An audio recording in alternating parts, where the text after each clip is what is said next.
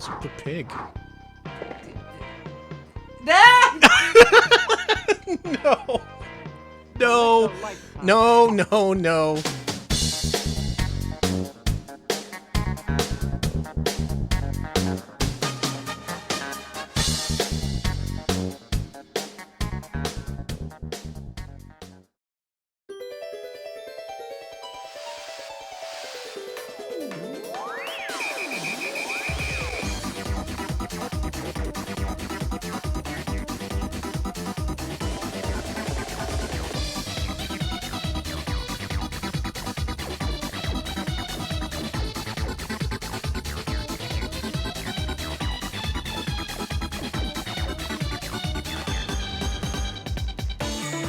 Live from Austin, Texas, and approaching a valuation of $1 billion by the end of the year, it's Retro Pals with Danny and Alex. Hello, Alex.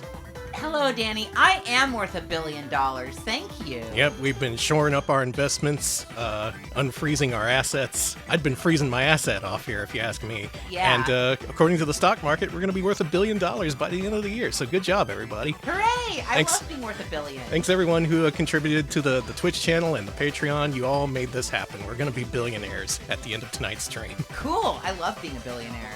Oh man, do I have a story for you. I thought this was going to be a nice, simple catalog showcase showing off a whole bunch of 32-bit Hasbro Interactive games. Then I dug a little deeper and I started to get a little angry. So before the stream I had to make myself play like some rhythm games just to cool off a little. This story is kind of fucked a little bit. Just slightly fucked. You'll Slightly see. fucked? You'll Okay. see. We'll tell this as we show off all the games of Hasbro Interactive for the PS1 over the next 2 hours. I hope you're looking forward to it. I am. All right, Alex, why don't you thank some folks? All right. First off, I want to thank Sepasai for the 50 bits. Thank you so much. Hey, Sepasai, thank you. Thank you, Barnacle Ops, for gifting a sub to the community. Appreciate that. Thank you so much. Yeah, thank you. Thank you, Funk Uncle, for the 4-month resub. Thank you, thank you. Thank you. Thank you, Smebble Bear, with the Dancing Yogi and the 80-month resub. Thank you so much. That's so many months. Thank you, Smepple. And thank you, Bill Bull, for the raid. Thank you so much for that. Yeah, welcome everybody. Hope you stick around for your initial Retro Pal stream if this is your first one.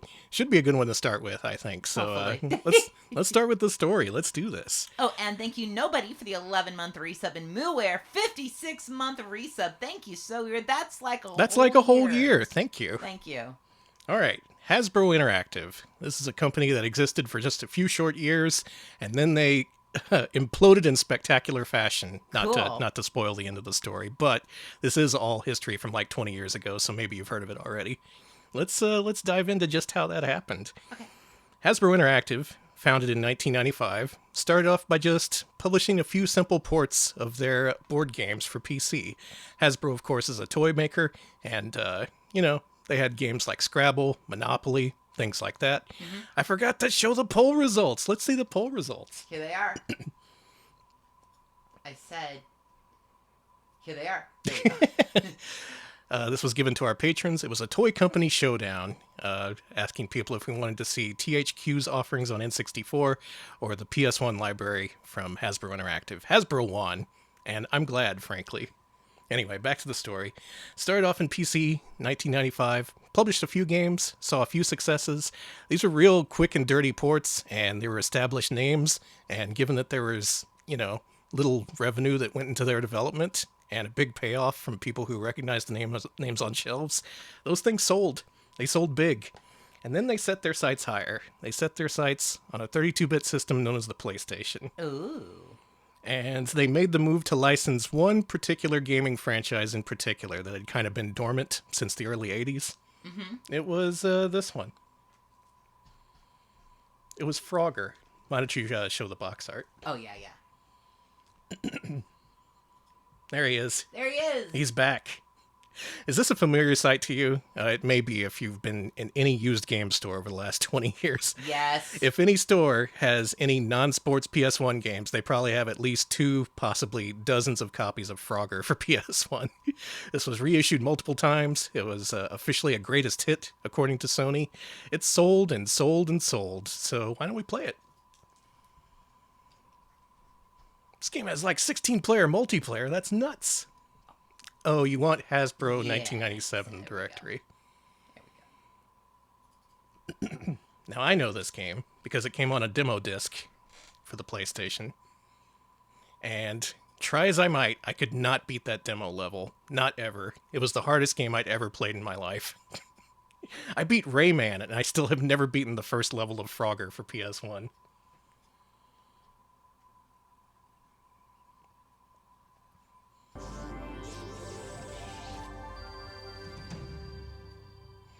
Oh, the Scary Logos wiki categorizes that as low scare. Okay, it's only a little bit scary. Yeah. The first game you ever played, oh my god. Yeah, the Scary Logos wiki. You know, scary logos! I love scary logos. I love logos that scare the crap out of people. It's so good. Hasbro isn't that scary, though. I agree with the wiki.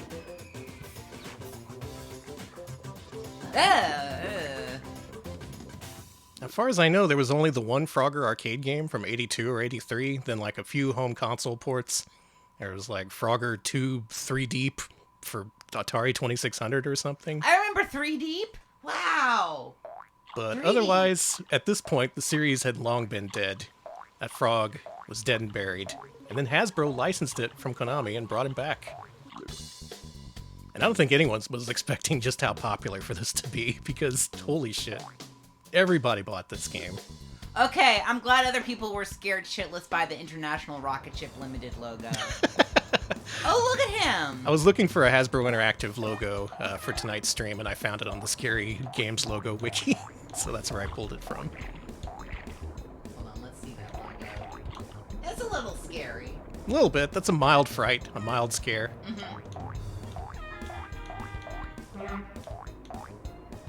A lot of car honks. Of course, they gotta throw this in, the first level, where you're Frogger, and you gotta do the classic retro challenge.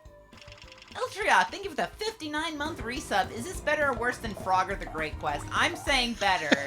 I don't know about that one, actually. Thank you for the sub.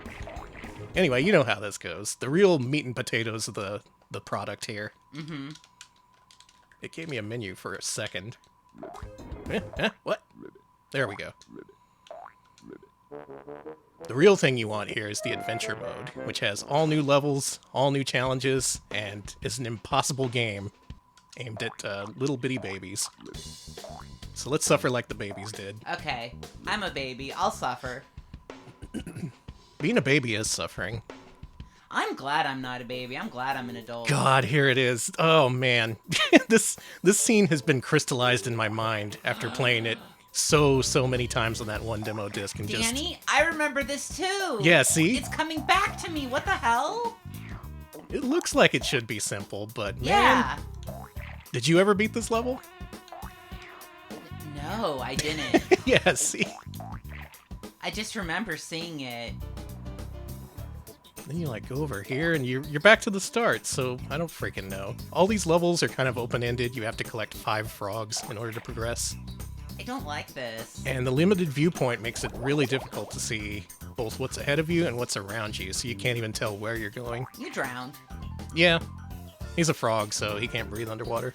25 bits from Professor Gas Can, who's chipping Danny back to the Frog Academy. That's fine. Thank you, that what I Carmen, for the deserve? 100 hyperactive frog bits. Thank you. Ooh. We're getting somewhere. Yeah, it's always been strange to me that Frogger can't swim, but you know.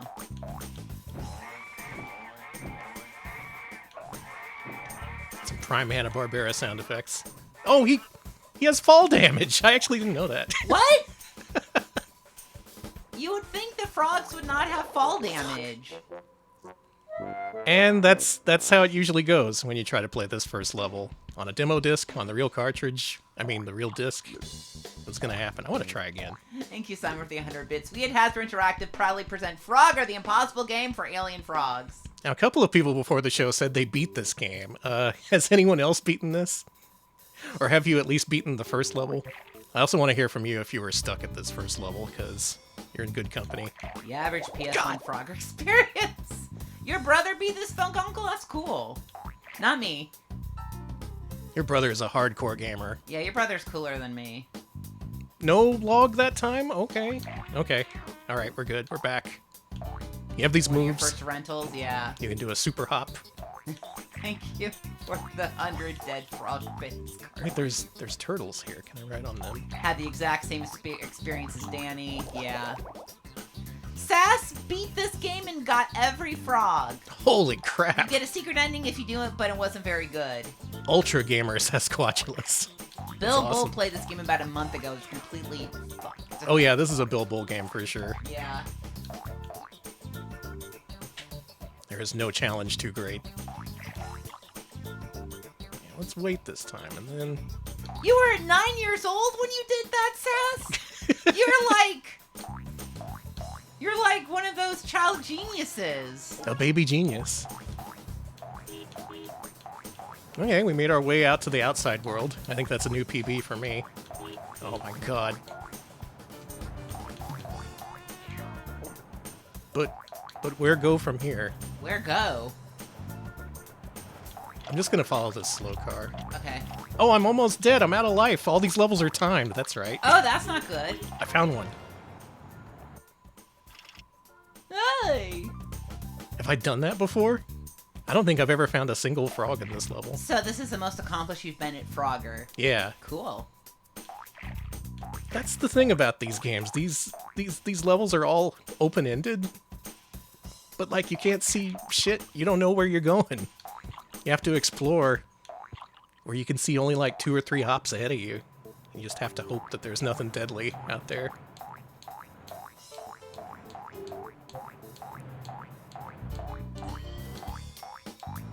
You have to hop and hope. Hop and hope. Hop and hope. You gotta make a... See, that's the thing. Making a map for Frogger sounds ridiculous to me. Just like, Frogger shouldn't require that. It's not a JRPG. I didn't see that. But maybe they should make a Frogger JRPG. Surprised they didn't, Yeah. considering Konami just really latched onto this series in the 2000s for whatever reason. Like, you know, a Frogger Mystery Dungeon. A Frogger roguelike. Yeah, that's what everyone wants. Actually, you know what? That doesn't sound too bad. No, I was gonna say a Frogger roguelike, if you program it so it doesn't, like, give you unwinnable situations would be alright. I may be screwed. I missed the log. Where you go? Yeah, Frogger's Ambition. Frog-like, yes. You can, like, jump on the bird, I think? No, that's just Bonk. death. God. Yeah, Croak-like, thank you. Folks, I've never beaten the first level of Frogger for PS1, and tonight, that's not going to change. Christ. Frogger, he's back, and he's here to sell millions to children who won't know what to make of this game for many, many years. Apparently it's beatable, though. I like the music. Alright, so that's 1997. We have a few more games that they released in 97 as they were testing the waters on the PS1. Pretty deadly waters, considering that it kills frogs. Yeah. Up next is Monopoly. This one, I tested it and I really got into it to the point where I played a complete game against the computer. What? I didn't expect to do that. I'm a real Monopoly head. You are, apparently. Yeah, you really liked, what was it, Mario Monopoly? Animal Crossing Monopoly? Oh yeah, we have those. Yeah, you really like, yeah, Gamer Monopoly, that's what it was called. Low scare warning.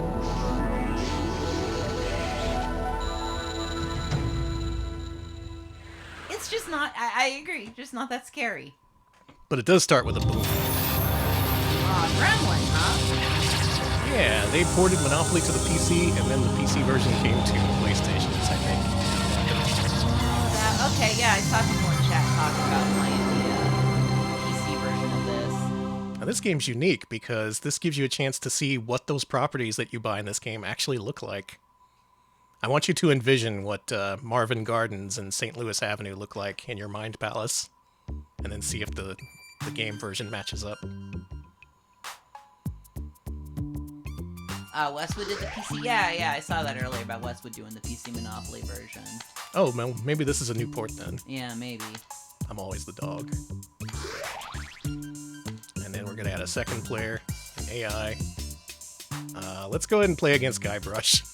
No relation. Okay. He will play as the Iron. Tess let herself out. Mm-hmm.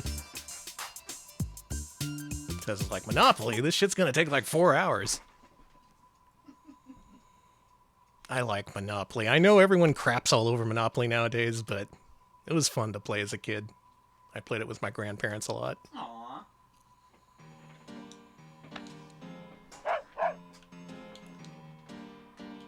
Let's roll those bones. Like I said, you probably like Monopoly because you're good at it. It's entirely luck-based.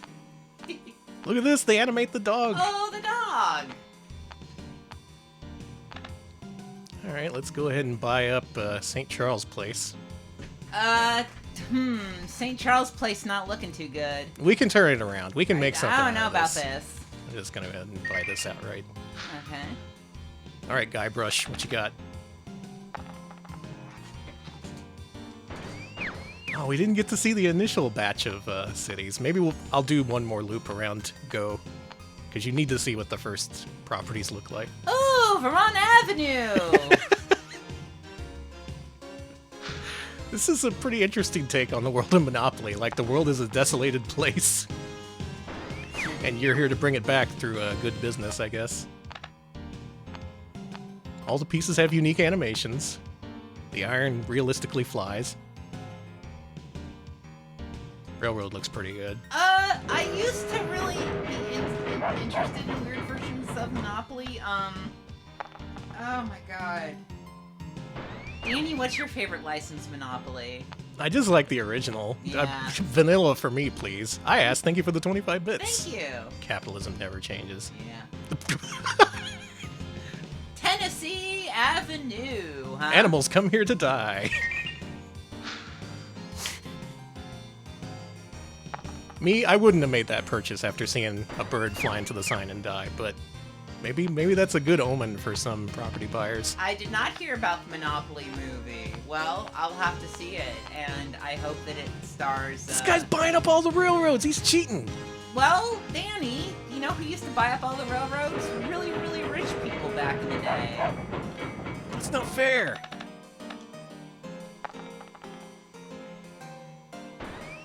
That's why they called them robber barons.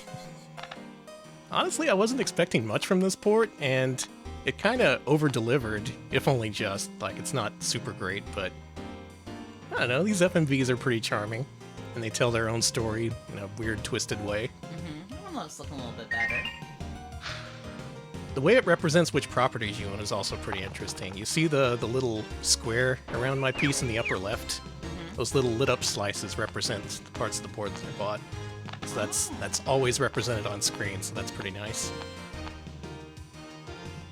Oh, sure, just collect $200 after a perfect round. And land on the next railroad. Yeah, just go ahead and buy that too. Y'all missed Frog. We already played Frogger. We're 2 minutes into the game and the dude has 3 railroads. Are you kidding me with this? I'm getting pissed. I don't know on whose behalf, but I am getting pissed. Can we get a nice green? You got life insurance. That's fine. That's okay.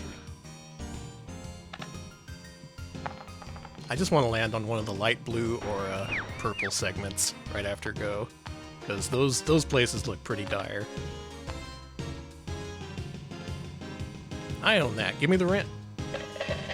Danny, St. Charles Place, you need to develop it. You need to put something on it. It's just, Nah. The Boardwalk of the Retropals Monopoly is a CDI that works with a video card attached. A true rarity. This is Jones in the ass lane. Wow.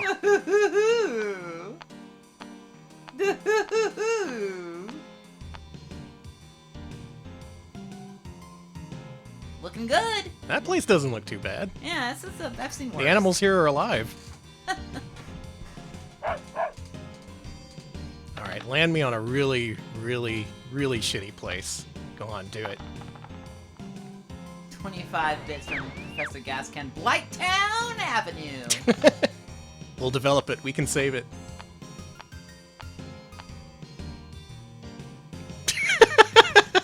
Huh. Oriental Avenue, seen better days. Maybe I can buy it and change the name. Yeah, I was gonna say, first things first, renaming.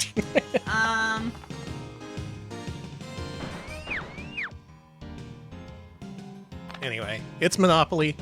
It's a little bit more charming than you might expect, especially back in the day on the PS1. Is that his final railroad? Okay, you already own that one.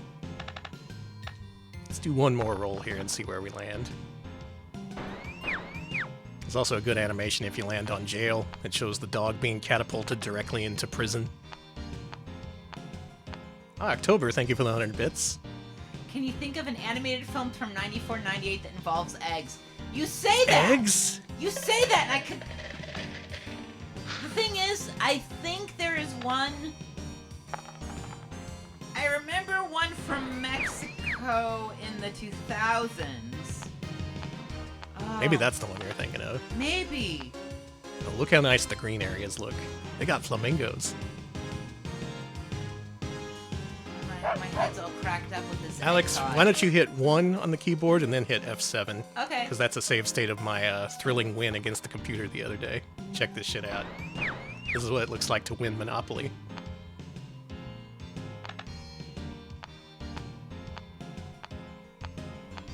I was into it. I was making this guy feel the pressure. Ooh, Park Place. And he landed on Park Place with 2 houses, so he goes bankrupt. And that's me. With my golden hat. I win! The dog wins! And that's Monopoly for PS1. Nice. Let's go to the next game. Okay. So we have Frogger, we have Monopoly. What's the next game we have to bring to PlayStation? Risk, of course. I'm sorry to say I don't know how to play Risk, so this may go badly. Either. I feel so much better now. I hope this has stupid CG animations like Monopoly did. Frogger Monopoly. Yeah, there you go.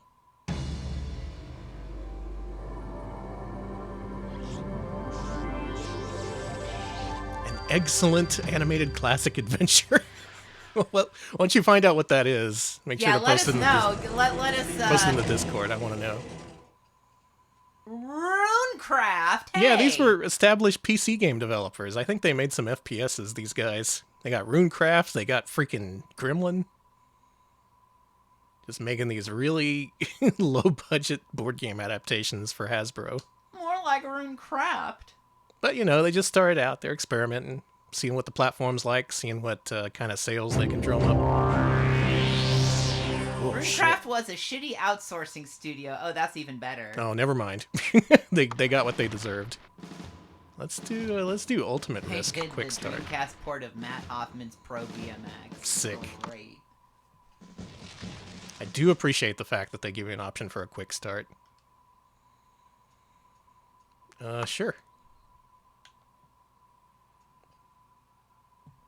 I can't wait to Risk. I feel like when it comes to map games, Risk is just, you know, it's too trendy. It's too mainstream. You know what I mean? It's for trend.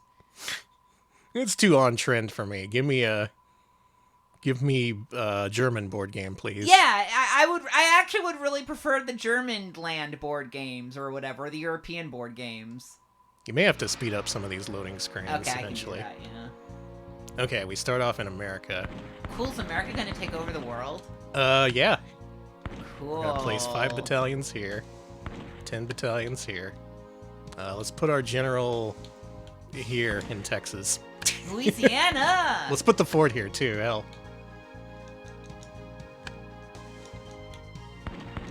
You know what, I'm just gonna go ahead and take over Canada. Now that I have the opportunity. Okay. I like how California is taken by someone else. This guy's a dead motherfucker. I'm gonna invade him. California's dead. I'm gonna invade him the second I get the chance. Choose a territory to place your capital. Cannot be built on difficult terrain. A. Alright. Storm's moved. I've completed my turn. Do not take this as proper strategy. Whoa, cool! Yo! You guys! Your soldiers suck! What are you even doing over there?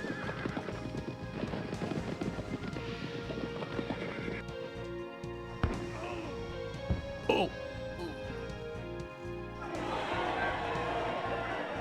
Yay! Let's hear it for Green, who wears yellow for some reason. Maybe I'm colorblind. Thank you, Chubo, for the 30-month resub. I fell down. I fell down. Thank you, Chubo. Thank you. This is a bowling alley strike animation. No, you're right. Is. These guys should line up like bowling They pins. should.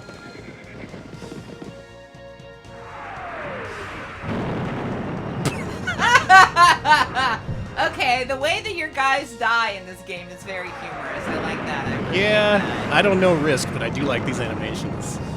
These are okay by me.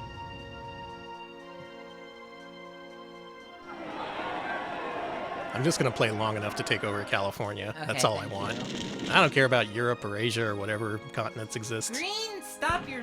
Okay. Okay, Blue. An alliance, you say? Declined. California guy's sweating now. Yeah. Oh, red won.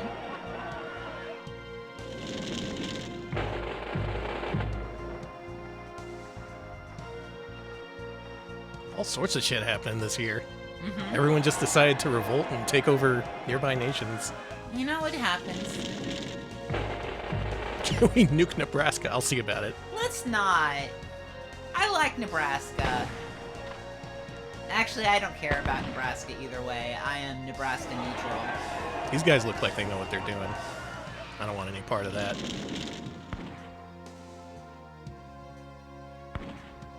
Mm-hmm.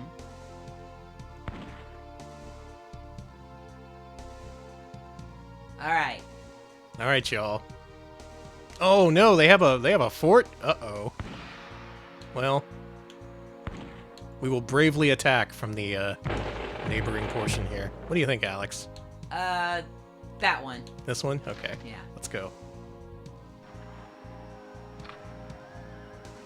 Only got one guy, but they do have a fort. Let's see how that affects things. It's going great. I think you all died. Oh, we're blowing the fuck out of their fort. Okay. Fort's only lost 2 health points. It's at 38. You have to wave the white flag because you lost. Alex, have you ever heard of a Pyrrhic victory? Let's say It's yes. it's the best military strategy possible. Okay. We're gonna attack from Canada this time around, and we're Okay, gonna that go. makes sense. We're just gonna go straight. We will take Canada. I mean, we will take California. This California- fort is killing us, Danny. California is resisting for some reason. Maybe I should have taken that truce. Every attack is only 2 hit points. You're gonna be here forever. California is just... I should have put my fort next to California, so it could have been fort on fort. Well, despite my best efforts, California still persists in existing. in rebelling against the American monarchy I'm trying to set up here. So let's move on. 3 games down. This is the last one for 1997. Folks, we're playing Beast Wars. Beast Wars Transformers. Yeah, Beast Wars Transformers. Now it's time to get real. We've seen the board game adaptations. We've seen the Impossible Frogger. Let's see how Beast Wars translates to a video game. I would assume pretty well. Hell yeah, this game fucking sucks. That's what I heard. Yeah, I heard a lot of people saying this game is really bad. I've heard this game is terrible. California did what Texas couldn't, maintain their independence from the U.S. Got him. Code breach in Sector 7. Guidance system failing. Plasma cannons to full power. Shields are doing a major fade. We're going down. Yes. You Hexagon Witch for the raid. Thank you Too so much much. energy. Hey, Hexagon Witch, thanks for the raid. Exposure What were you up to? unaltered forms. I'm playing Beast Wars, so whatever you were playing was probably better. Create alternatives based on the most powerful local creatures. Oh, they dug up the dinosaurs and turned them into robots. Of local I wish life someone would forms. really do that. Complete. You may emerge. Wait, that's not dinosaurs. That's like cheetahs and... Yeah, it's other animals. Hang on. Whoa! Are you sure this game sucks? Well, I mean, Beast Wars is pretty cool. If they ever get enough, they could conquer the galaxy.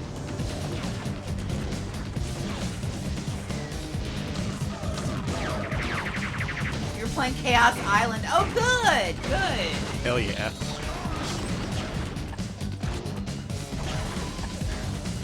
So what kind of game do you think this is? One-on-one fighter? RTS? I was actually going to say RTS, but I'm also assuming a platformer. I just get platformer vibes from this. Could be, could be.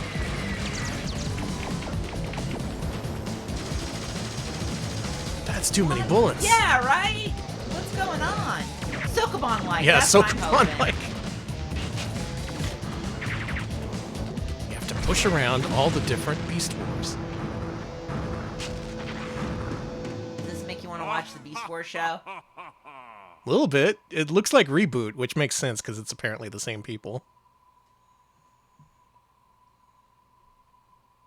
Oh, you're not. Yeah, there Yeah, you I go. got it. Yeah. Look at that Barley fire. back for the raid. Select key. Hey, Barley Bap. What were you up to? Thanks for the raid. Who should we pick? Maximal. Predacon. Maximal. I want to be Maximal. Maximal. Start mission. Yeah, let's go.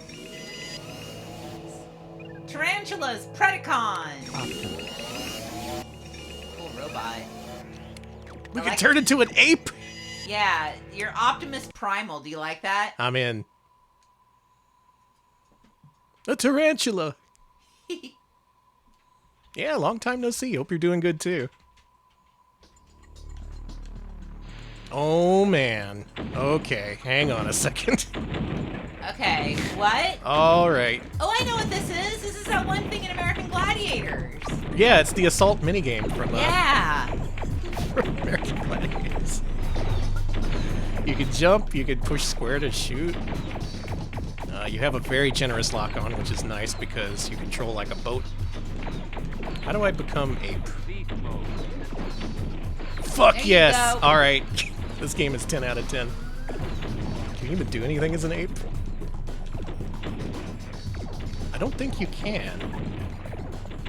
You can strafe, showing off your magnificent butt. But it doesn't look like you can actually attack. Maybe I need to get a pickup or something.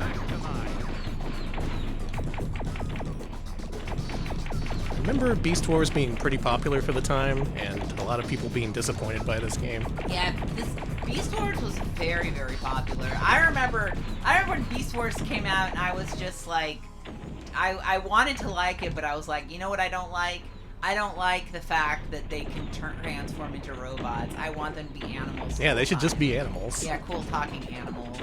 It wasn't until a little bit later when Bionicle caught critical mass. Do you think Yeah. anyone has the Bionicle dream, but for Beast Wars? I don't know. I For those who don't know, the Bionicle dream is a unique phenomenon shared among Bionicle fans, where they occasionally have a dream where they go into a toy store and the shelves are entirely stocked with Bionicles. and isn't it a new Bionicle? Yeah. It's a new. It's a dream where they find a new Bionicle. It's very interesting. So whatever marketing implanted that dream in all of America's youth, thank you, I guess. Uh-oh. You're fine. Boy, I bet marketers People are trying to still figure out. having the Bionicle dream. That's so Yeah, good. it's an actual phenomenon specific so cool. to specific to Bionicle for some reason. You just know people are poring over the Bionicle marketing materials, trying to figure out how to extract that magic, how to make people care about new things so much that they're dreaming about it decades later.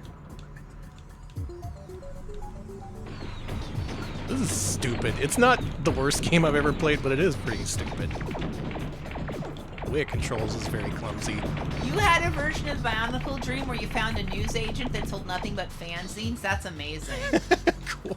I wanna What be an is ape what again. is the dream that I keep having where I go up the elevator that sucks? What? Who did I like? Did You gotta get into Bionicle so you can replace that dream. I do. The better dream. I used to have a dream also that was repeating of me going to this version of Disney World. that Look at kept this mighty changing. leap. He turns horizontal. I like that. He needs to do that more.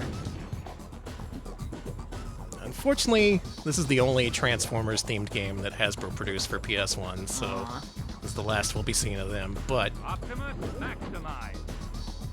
That looks really weird. How does he become the ape? He just morphs. Oh yeah! He's a transmorpher. Yesterday, I had a stream where I showed off a video about the beef market, and apparently, obscuratory dream about the beef market. Nice. That's good. Get the new neural link and transmit RetroPals directly into your brain. I'll be dreaming about Kusoge every night. Do you want to dream about this guy? Now do you want to dream about him? A little bit. Transformers Beast Wars for PS1. Not the best release from Hasbro Interactive, but it does exist, and many people played it. If you did, I'm sorry. Alright, there we go. 1997, 4 games, testing the waters on the PS1, and we're moving on with the Hasbro Interactive story. Why don't you bring up that scary logo for us? Okay, hold on, yeah, so that people can see it. So, Good. it was a successful experiment with a series of well-received PS1 releases in 1997. Revenues for Hasbro Interactive increased 145%. They went from $35 million to $86 million. That's kind of a huge jump, doubling your revenue over the course of 1 year with just a handful of releases. So, following the success of Frogger specifically, they acquired Atari's brand name and intellectual properties and began working on a series of remakes for the PS1. So let's rejoin Hasbro Interactive in 1998. They've got stuff brewing in the background that we won't see just yet. They're still gearing up. They only have a few games for 1998, so let's start with the Game of Life. Just keep in mind that while we play these games, while they release these games, they have bigger, better plans in mind. Oh, you can get rid of the logo too. Oh, yeah. I got distracted.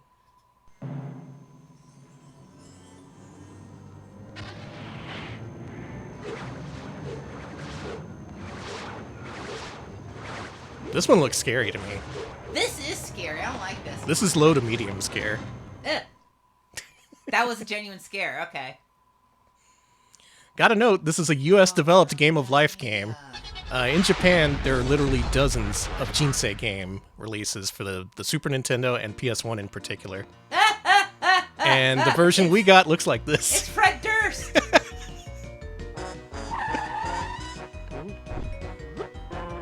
I'm just saying, there was no shortage of Jinsei games to port over from Japan, but we had to get this unique version. Yeah, cursed American Jinsei game. No! Oh, I hate No! the pig. Whoa, yeah. Whoa, he come out the TV. Oh, man. Let's play the Game of Life for PS1. What I'm learning is I've played most of this library. Yeah, these games, they got around. The Game of Life. Yeah. Again, you go to any used game store, they got PS1 games, they're probably going to have some Hasbro Interactive games. Game of life. Game of life. You can't be gay in the game of life. But you can be ass. You can be ass. Oh, I didn't type the other S. You're ass. Whatever. I was gonna say trough. You're probably. Look at this great game. What's with his tiny arm? Let's add computer players. Let's add a couple, sure. Yeah, the game of life isn't fun unless you're spinning that big wheel. Yeah, that big clicky wheel. They actually did release peripherals in Japan that is just that wheel attached to a PlayStation controller. Spin to see who goes first. Your That's how turn, important the Blue. wheel is. Spin it. 1. Oh, I don't like Great, virtual thanks. wheels. Virtual wheel sucks. I'm sure it was just sheer chance I landed on One. one. Your Okay, turn, they Green. rolled one too. Okay. You're free to go to prison for Your life. turn, Green. Green chooses It does sound like the Muppet Babies theme. a little bit. Green. What did Green choose? Career or college? Make new friends. Collect Make a new friends. lifetime. Did you lose I see you're $40,000? really putting that biomechanics class to good use. Oh yeah, you go in debt if you Your choose the turn, college Blue. path. That Choose makes college sense. or career, Blue. I'm gonna choose career. Pull the handle for your career choice. Hope I get a good one. Artist. Shit. Sorry about Press an your available lack button of to reveal money. your salary. All right, what kind of salary can I expect as an Your artist? salary is $100,000. Bullshit! Spin the spin. Bullshit! Pure bullshit. Yeah, Chad, I'm with Fine. you, Chad. Bullshit. It pays to be an artist. Yeah, Seth, well, the fabulous $7. Oh, we're gonna adopt a pet? Collect a life tile. She followed me home. Can I please keep her? Who are these people? Your turn, White. Did we adopt a dinosaur? Yeah, don't worry about it. You've spun a 3. Life, the board game, is kind of twisted in premise and execution, but for whatever reason, they just Part-time turned up the job. dial and made it extra twisted on PS1. Collect $5,000. Eh, I was gonna pick up a cool $5,000 for my part-time job. yeah, it happens all the time. You know, you just work a couple hours and money rolls in. Get $5,000.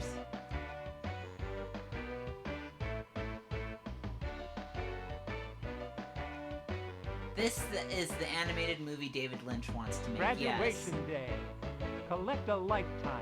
Green graduated. Nice Hey, job. Good job, Green. Did it in 2 turns. I don't I'm gay. want to be a doctor. Oh. Your turn, Blue. I'm gonna be a gay doctor. You know, you could be a gay doctor.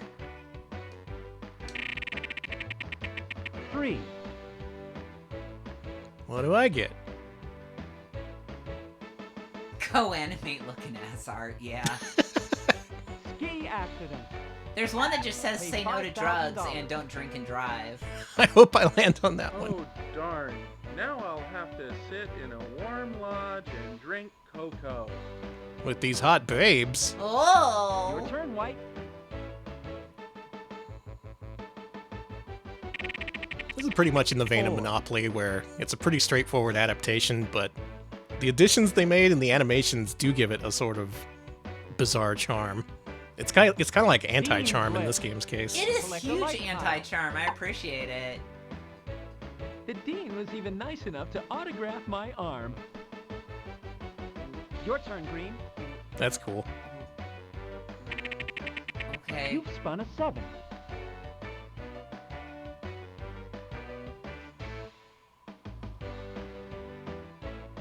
Stop. Job search. Job search, Green. Drop search. Police officer. Your salary is $70,000. You I make more as an You artist. make more. That's cool. 5. Who goes to college and then chooses to be a police officer? What do you? Whatever. Playing this game with a bunch of sickos. Win marathon. Collect $10,000.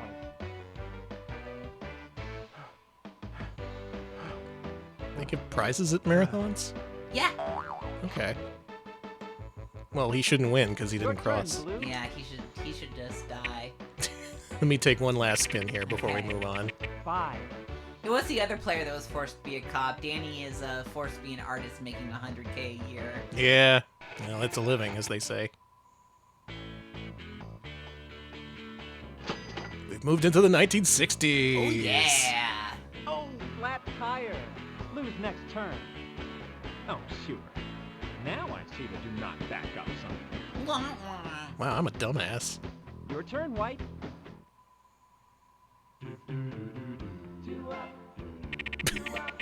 1. This is my favorite doo-wop song, where they just go do-do-wop. Right term paper. Right Blue's turn next paper.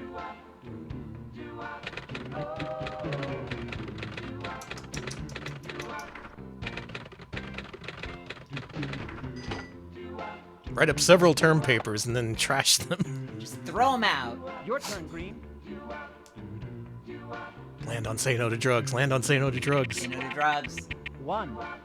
They did! What is this? Say no to drugs. Collect a life tile. You get a life tile by Perhaps saying this time you should make an exception. wah, wah. Or anti-immunization. That's what it means by say no to drugs. I guess so. Your turn, Green.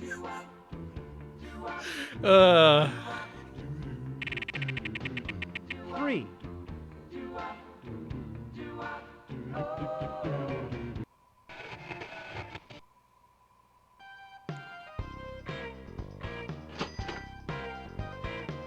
Get married. Stop. Get Stop. married. Get married. You should marry the pig.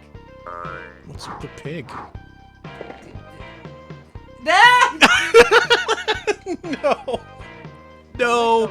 No, no, no. Quit the game. We're done. That's enough Game of Life for me. Thank you. Skibbity toilet looking ass, indeed. All right, we'll see where this guy lands, and then we'll quit. I'm just addicted to these terrible FMVs. Car accident. Yeah, car accident. Take that. $1,000. Oh, I wanted to see it. Big food fight energy, yeah. Hope you have insurance. Ouch! Ow. Glass in my face. I'm blind. Cool. Your turn, Blue. And there you go. As they say, you can be a winner in the game of life. Probably not, though. No. Unless you're an artist who makes $100,000 a year. Somehow. So, what's a relative of board games? That is, of course, the game show, and they had a couple of game show adaptations. Let's play Jeopardy. Now these we've actually streamed as part of their own dedicated stream for PS1 game show games, so I won't show off too much of these, but should briefly show them off just to give you an idea of how they fit into Hasbro Interactive's catalog.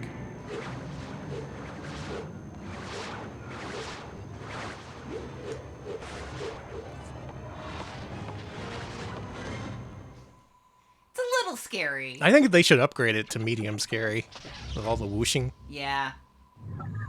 Yes, that's the stream where Apology comes from. in the old Retro Pals intro. That's not what the intro to Jeopardy sounds like. Yeah, go ahead and speed me up past this. We'll get to our game in a minute, but we just have a little business to take care of. That's what's his face, Charlie Daniels. Yeah, it's... The guy who wrote The Devil Came Down to Georgia. Okay. Definitely the same guy. What's your name? My name is... Oh, hang on. Wait, I chose done. I chose poorly. I was gonna write the word ass in a fancy script. From the Sony Pictures Studio. Johnny Gilbert, there you go. Thank you. I nailed it. Jeopardy.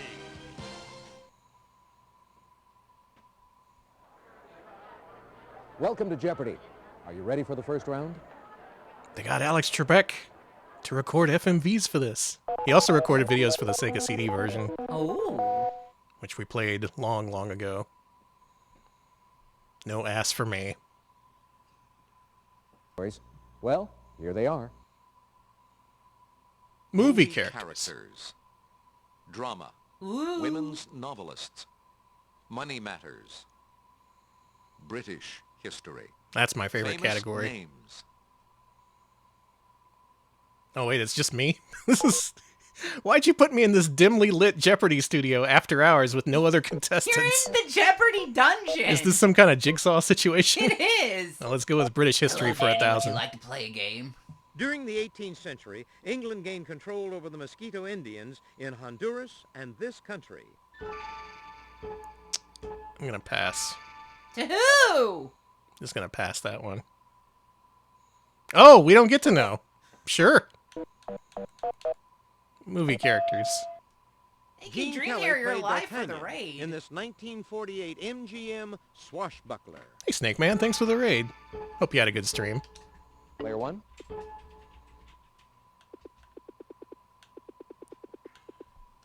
Hang on. This is gonna take a while.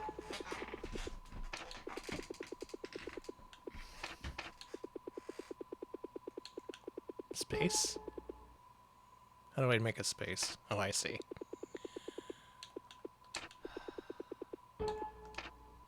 Yes, that one. The three moos. Correct. Hey! Alright, there we go. Again, check out our previous PS1 game show stream for a more robust look at this, instead of being stuck in the Jeopardy dungeon forced to answer questions alone. Let's move on to the next game, their final release for 1998, Wheel of Fortune. That's disturbing. There was no music, the walls echoed with the sounds of our own voices. I don't want to be put in the Jeopardy dungeon. Okay. Now here's Wheel of Fortune, commonly known as America's Game. I don't know how they get away with saying that when baseball exists. Did the baseball commissioner ever get mad at Wheel of Fortune for trying to claim the title of America's Game? I think he should have. Yeah, apology. That was the best puzzle we could have gotten.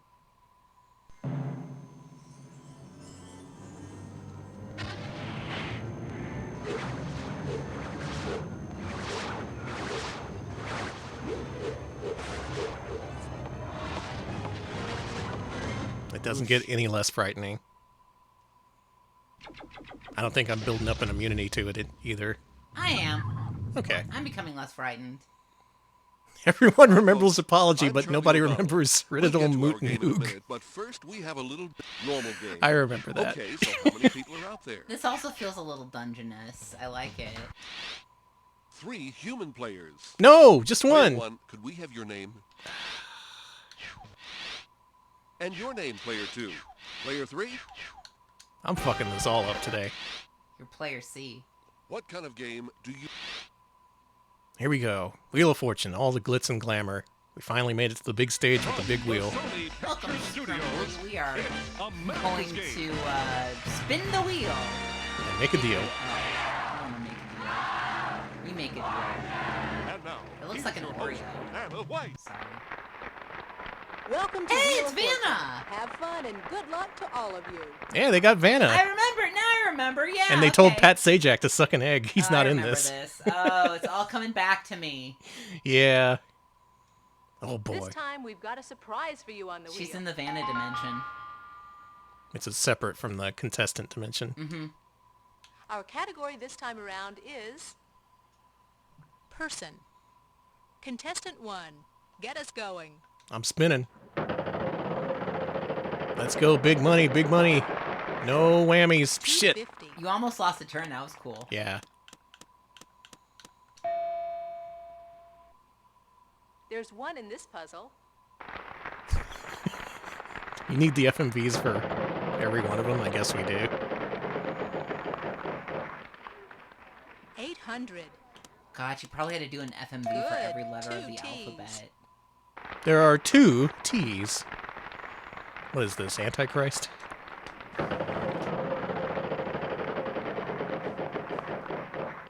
300. Is that Antichrist? Player No. 2, it's your turn. You believed it for a second. It took me a second. The Antichrist. That's the solution to the puzzle. It's some kind of doctor thing. Like orthodontist. Yes, there's one. Thanks for sliding in. Oh, I don't want to bog down the stream, but I'm going to go nuts if I don't find out what you this gotta is. figure this out. We have to yeah. solve this puzzle. $500. Yes, there is an R. Anyone have any guesses? We're not playing this seriously, so shout out your guesses. Head something. Head meteorologist. Head, What? Nope, not head. Not head.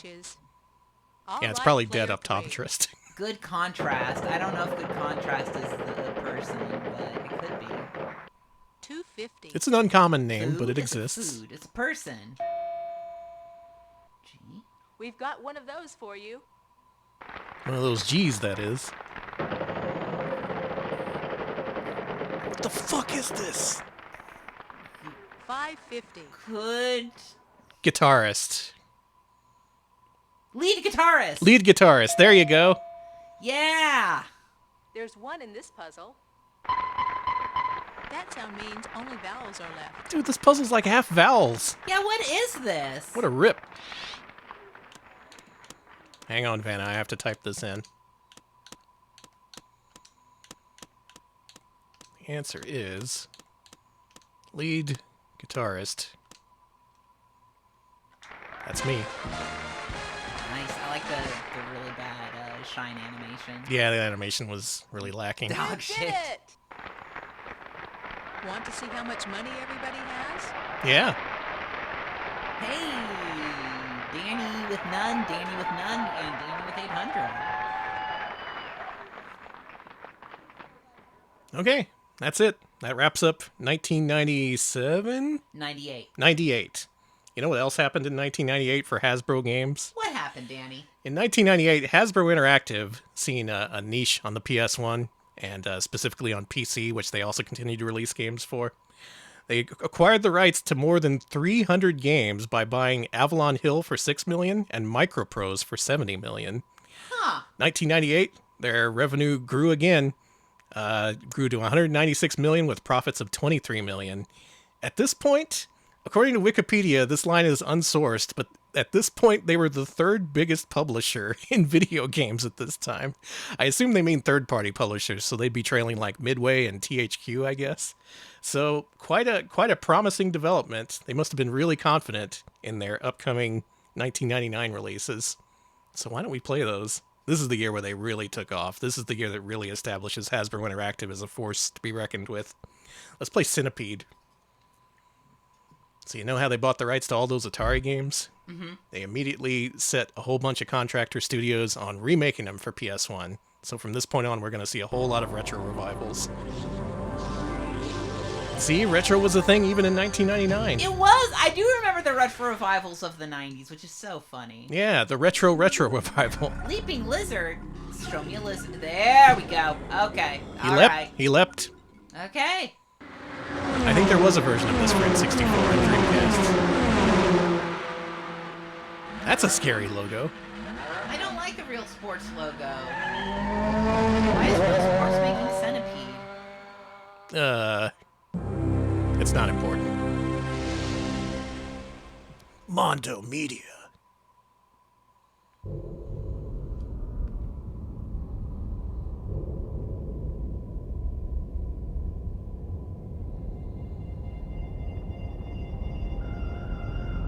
This story begins every 100 years. It always begins the same way. Oh shit, we just saw that. Awakening. Oh, we did. Hope y'all are ready for giant centipedes to invade the Earth. Nah, it happens.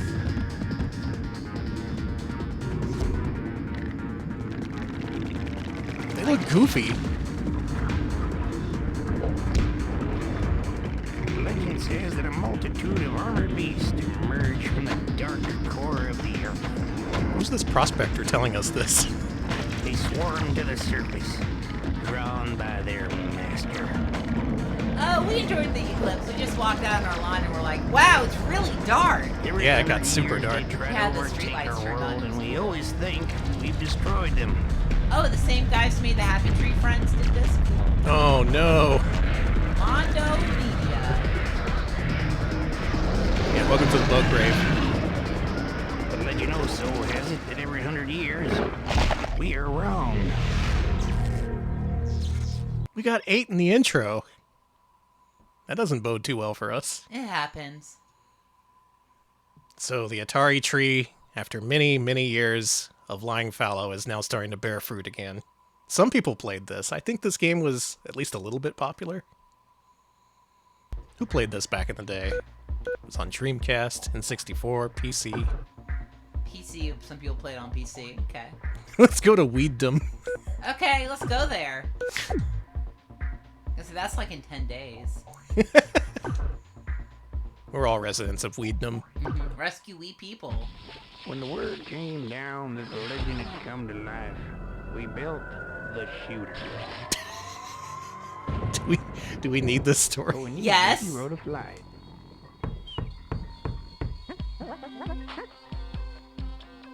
This year, the magic stick didn't point to the usual. Oh, this guy hero. sucks. I like that he Pointed sucks. to Wally. The Centipede Wizard? Now, Wally wasn't one of the usual heroes. Yeah. In fact, he wasn't a hero at all. He was just a simple bean counter. But when you're asked to save the world, It's the don't ask Things why. for Dummies guy, yeah. It is him! You just make it. Atari licensing for dummies. Yeah, what a nerd. Is that supposed to be me?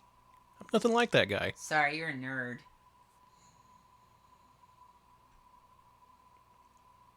Check out these high scores. How long is a Wii year in human time? 2 minutes. 2 minutes. Wow, a whole year in 2 minutes.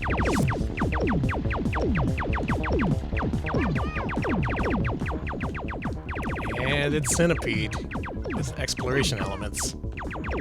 You're no longer confined to the bottom 2 lines of the screen. You can go get that centipede yourself.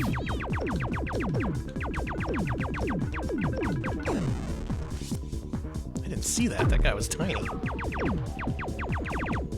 Alex, Centipede is back! I guess it's Centipede! And it's 3D! You know, I saw these retro revivals in the store back in the day, like, you know, when it was contemporary, and Yeah. I always thought, like, in my head, this is useless. Why would I do this? You weren't sold on the I concept. wasn't, because I was like, I could just play the originals. Yeah, at the time, Midway and other companies were making retro compilations of the original arcade games themselves. But Hasbro Interactive had a different tactic. Probably because of the extreme success of Frogger for PS1, Yeah. most likely. They saw gold in the retro hills. Can I strafe? I can strafe, alright, that changes things. Oh yeah, the Robotron on N64 game, that one was good too. Yeah, that was someone else, I guess Midway. Yeah. But it was a legit trend. Oh, good question. Do they even have the original on the disc? I assume no. I don't know. I think there was an option on the main menu, actually, that said play original. So, possibly. But this is a digital-only game. You wouldn't be able to play it with analog. Wait, am I a liar? I'm a liar. This You're does a have liar. analog. Yeah, true. Jeff Minter did do some of the revivals, so some of them were good. They were really all over the place. Some were really good, and some were, you know. There's power-ups. I do like the power-ups. I can go across a bridge? This ain't your daddy's Centipede. You think someone tried to push for that as a tagline for one of these? No. Okay. That was trite even back then. Who came up with that shit? Oldsmobile? This ain't your father's Oldsmobile or whatever? I think so. Let's find the shithead who made that slogan and make him pay. I just want to say, Danny can threaten violence against the person who said this ain't your I don't dad, care. but I just For want to say official I'm very peaceful. for official legal records, I don't actually care. No violence is required. Yeah, Oh no. This isn't your daddy's gorillas on q-basic. Yeah, exactly. Couldn't have said it better. Well, they remade Centipede, and it looks like this. It's okay. I remember this game getting decent reviews, but it wasn't really spectacular. And this didn't get reprinted like Frogger did. It was just something that was there, if you enjoyed Centipede and remembered it. Do you remember Centipede? Do you? Yeah? Okay, I do too! Okay, good. Glad we're on the same right, page. Okay, we're on the same page. Fine. There's not a problem. There's not going to be a problem, because we both know Centipede. Centipede for the PS1. There you go. Starting out 1999 with a bang. Ooh. Up next, let's play another game that they got the rights to. A little game called Glover. You hear of this Glover? I hear that this guy's just a glove. This ain't your uncle's Glover. Yeah.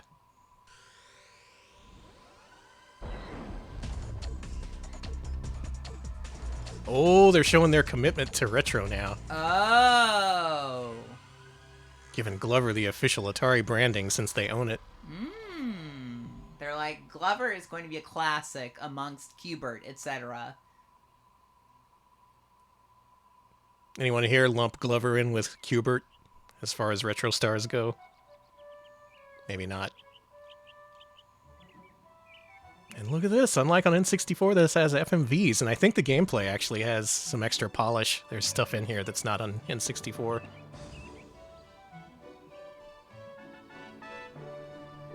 Glover whips! Yeah, Glover's pretty okay.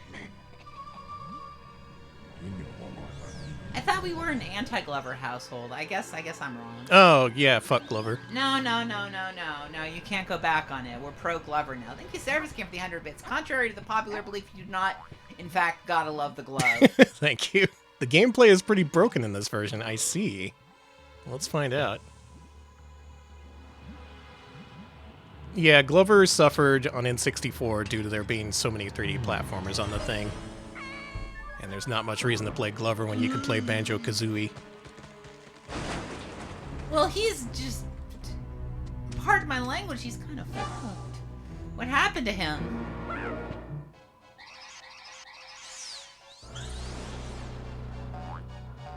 Come to me, Magic Ball.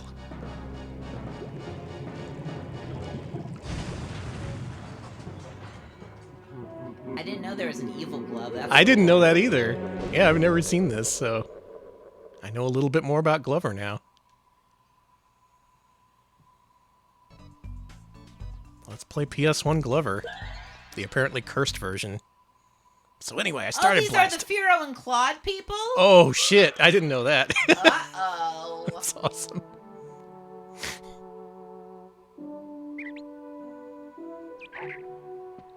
There he is, your little guy. First you have to find your ball. It's over here.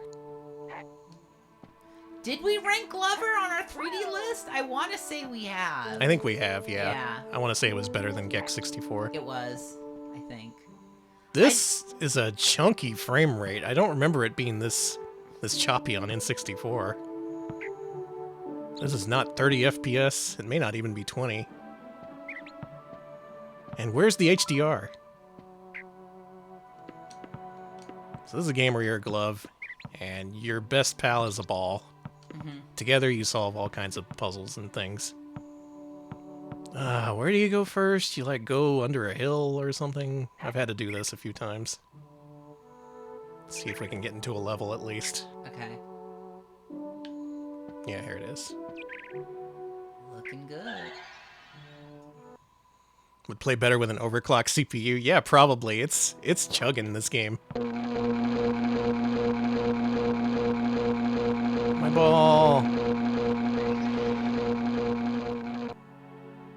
Your ball got stolen.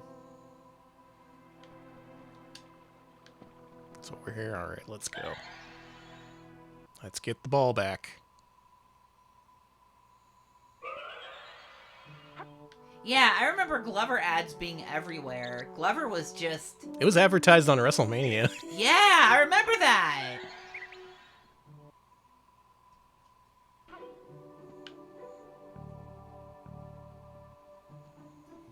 There he is.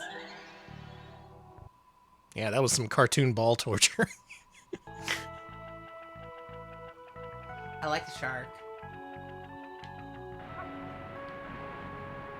So you got all these levels. You have to go around collecting these cards, I guess. And you can turn your ball into various things. Oh. Eh. Come here. I'm gonna nail this guy. Okay. Did It nothing. just kind of bonked off him. It's not doing anything. Slap ball. That got him. There you go. Yeah, Glover presents No Way Out. Let's make you different. You can have a little ball, a steel ball. You destroy your crystal ball. No! I forgot about the crystal ball. It's That you so can destroy, yeah. It's so fragile. This is a pretty weird game.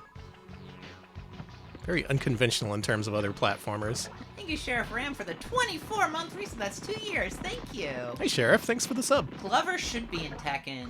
You should be able to fight Glover at a Waffle House in Tekken. Hey, maybe soon. I really do hope they eventually add Waffle House. This is like, you gotta be the glove, I think. Yeah. See, I know my way around a Glover. They used to call me the Glover Lover. Before we had a falling out. Can't stand that fucker now. I was gonna say, I forgot what happened. I assume Glover said something to you in public. I've never actually seen Glover before. This is horrible. This is Glover. It doesn't make a great first impression, but there's something here in terms of gameplay. As for whether you like it, well, depends on your tastes. Yeah. I could get down with this if I had to, if I didn't have 20,000 other games to play. And I'm willing to bet that's the boat that a lot of kids were in back in the day. Their parents just bought them one game for Christmas. It happened to be the game they saw on WrestleMania. Mm-hmm. And then the kids just kind of have to deal with that. Well, I gotta play it. Gotta get the big points. Slap ball. Slap it. There you go. Yeah, there's all kinds of weight and momentum that goes into the ball. And I gotta say, it feels a lot clumsier on PS1 just because of the terrible frame rate. You don't get a real impression of how the ball is reacting to the physics you apply to it. Mm. It's just too choppy. Dang, I was hoping this would be the definitive Glover. Actually, I didn't really give a shit. I was gonna say, no. I didn't. Sorry. I don't have a horse in this race, but it would have been nice. You don't have a glove in this race either. Yeah, true. Monsters in this are very angular. I guess it contrasts with the round smoothness of Glover. Oh yeah, true. It's thematic. Mm-hmm, mm-hmm. Holy shit. Glover with the themes. I'm out of here. Ah! See you later. That's Glover. Apparently don't play it on PS1. Play the N64 version instead. Shame we never got that canceled Glover 2. Mm-hmm. Up next, another game from their Atari Alliance / buyout, Missile Command.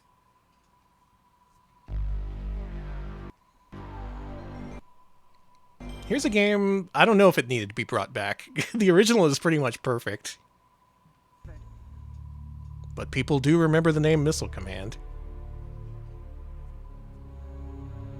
Real hands-on gameplay, YU. That's pretty good. Did anyone buy this? Chat? Anyone in chat buy this? Chat, did anybody? I didn't buy it. I saw it on shelves back in the day, but... This is Probe Ship Orion. We are investigating object... Alright, Avi apparently. So there's one. Okay, someone's played it. Sort of activity, an alien ship of some kind. Greetings and welcome. Uh-oh.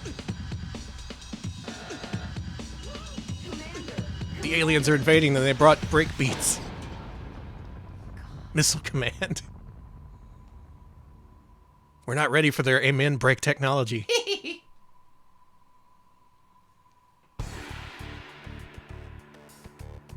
Yeah, so even Bill Bull, who was all in on Frogger, had no idea that this was a legit thing that Hasbro was doing back then. What's classic? Do we just get to play Missile Command? I hope so. Oh, it's just Missile Command, but like better graphics. Yeah, okay. Show me what you got, Missile Command. Show me the ultimate version. Maybe these could have been promoted better, or maybe just Use break, hold on. Full scale, all sector invasion. All MC units are being deployed. Your new coordinates are being sent now. Yeah, better. Regroup your team and engage. Maybe these names just didn't have the emotional cachet that Frogger did. For whatever reason. Frogger was a pretty big hit, like... Yeah, you think the name Frogger and you think, man, I love that little guy. You think Missile Command, you think, well, I like that game, but they really don't need to remake it. I don't like the way they walk. It's not very good, sorry. Is this like Tonka Real Fire Rescue Heroes or something? Yeah, that's what I was reminded of! I was actually editing the thing where it played Rescue Heroes, and yeah, it looks a lot like Rescue Heroes. Tonka was a brand that Hasbro had.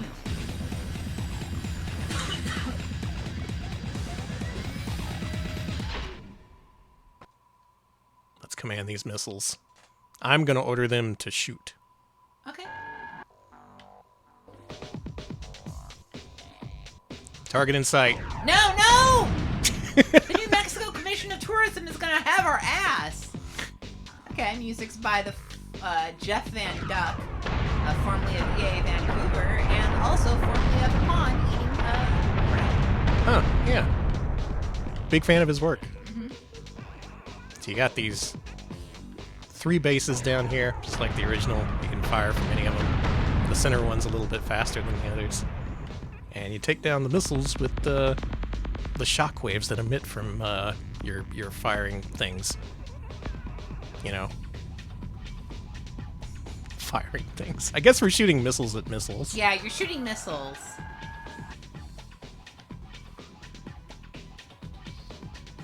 Oh, I see. There's a radar. Oh, it's not Van Duck. It's okay, but I want it to be Van Duck. I hope you understand. No, it's Van Duck. It's Van Duck now.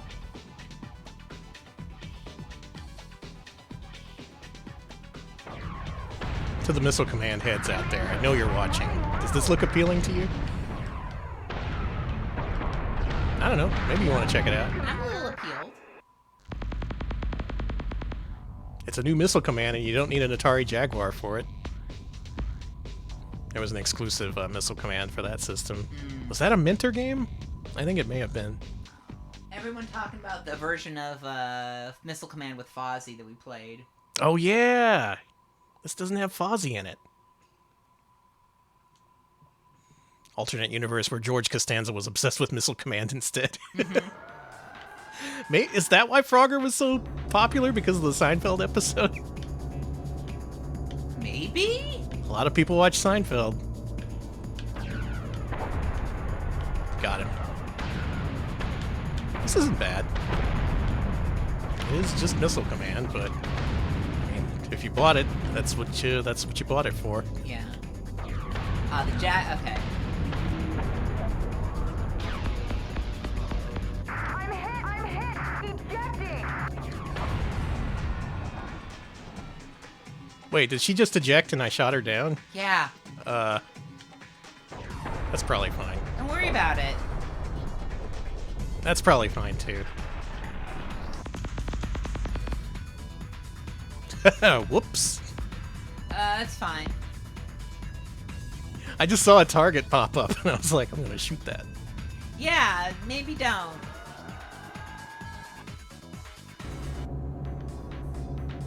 Danny, yeah, you missed Danny doing a war crime. Don't worry about it.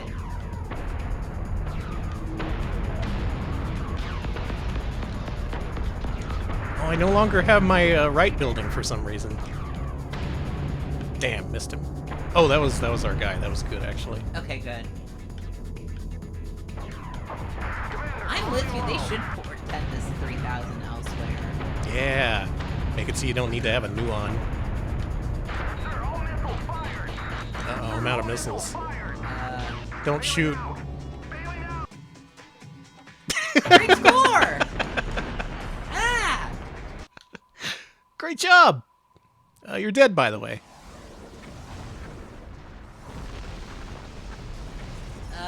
Cool. I didn't do that. This is not my fault.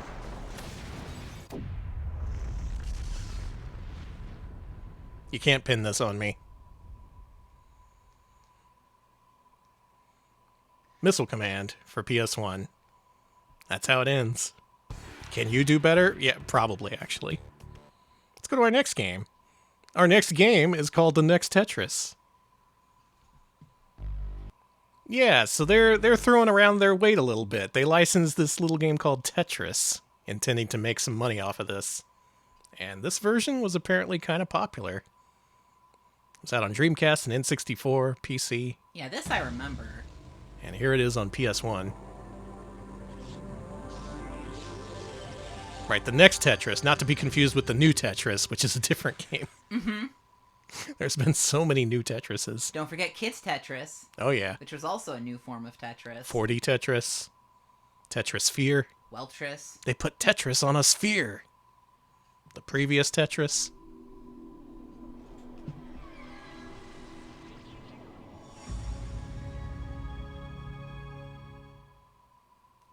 So, is Bulletproof Software and Blue Planet Software related? I think they're the same. Oh, the successor to Bulletproof. Thank you. Okay. Yeah. Great. Asked and answered. Fantastic. What is the story of the next Tetris? Well, it looks like we're at the rock quarry, and Fred Flintstone has gone nuts, and there are Tetramones going everywhere, destroying the world. Tetramones? Tetra whatevers. What are they called? Tetramo? Tetrominoes. Tetrominos. You're missing Really? a couple That's of bad. syllables. I don't like that. Yeah, it sucks. Tetramos. Yeah, they're Tetramos now. The next Tetris. Of course this was successful. It's Tetris. You don't have many other options for Tetris. I guess Jalico had Tetris Plus out a couple of years before this, but this is the next Tetris.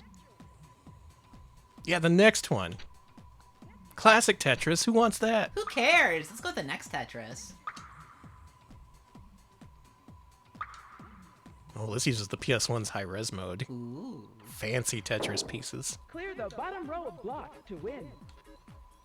Thank you, Tetris Nancy. Thank you. Oh, yeah, the next Tetris, if I recall. Yeah, it has a really famous dev rant, if I recall. Oh, yeah. Like a really long and extended one. I hope I'm not confusing with another one. One of them did. Pieces of different colors will fall apart. Okay. Yeah, this is their big innovation. If pieces have different colors, they break apart after you place them. Making it kind of like Nintendo's Tetris 2, strangely enough. Ah, new Tetris. Okay. Congratulations. There we go, I Tetrised. Yeah, in 64, new Tetris had the rant. Ah, okay, new Tetris. Okay. Let's play another round. I kind of like this. I don't think it supplants the original Tetris. No one really prefers this version, but it's kind of neat visually for the time. I like how wobbly it is. Yeah, it's wobbly. The pieces look like they're made of little gummies. This is the Tetris the gummy bears would play. Yeah. Oh, see? I planned it that way. Nice. How can I do this? Close enough. Good. See, you turn bad moves into good moves, because that's how the pieces work. Every move is a good move. Okay. They do look like hard candies. Thank you. They do look so delicious. And you can't be mad at me. You can't be mad at me for wanting to eat these, because everyone else wants to eat them too. No, so. yeah, these look pretty edible. They look so good.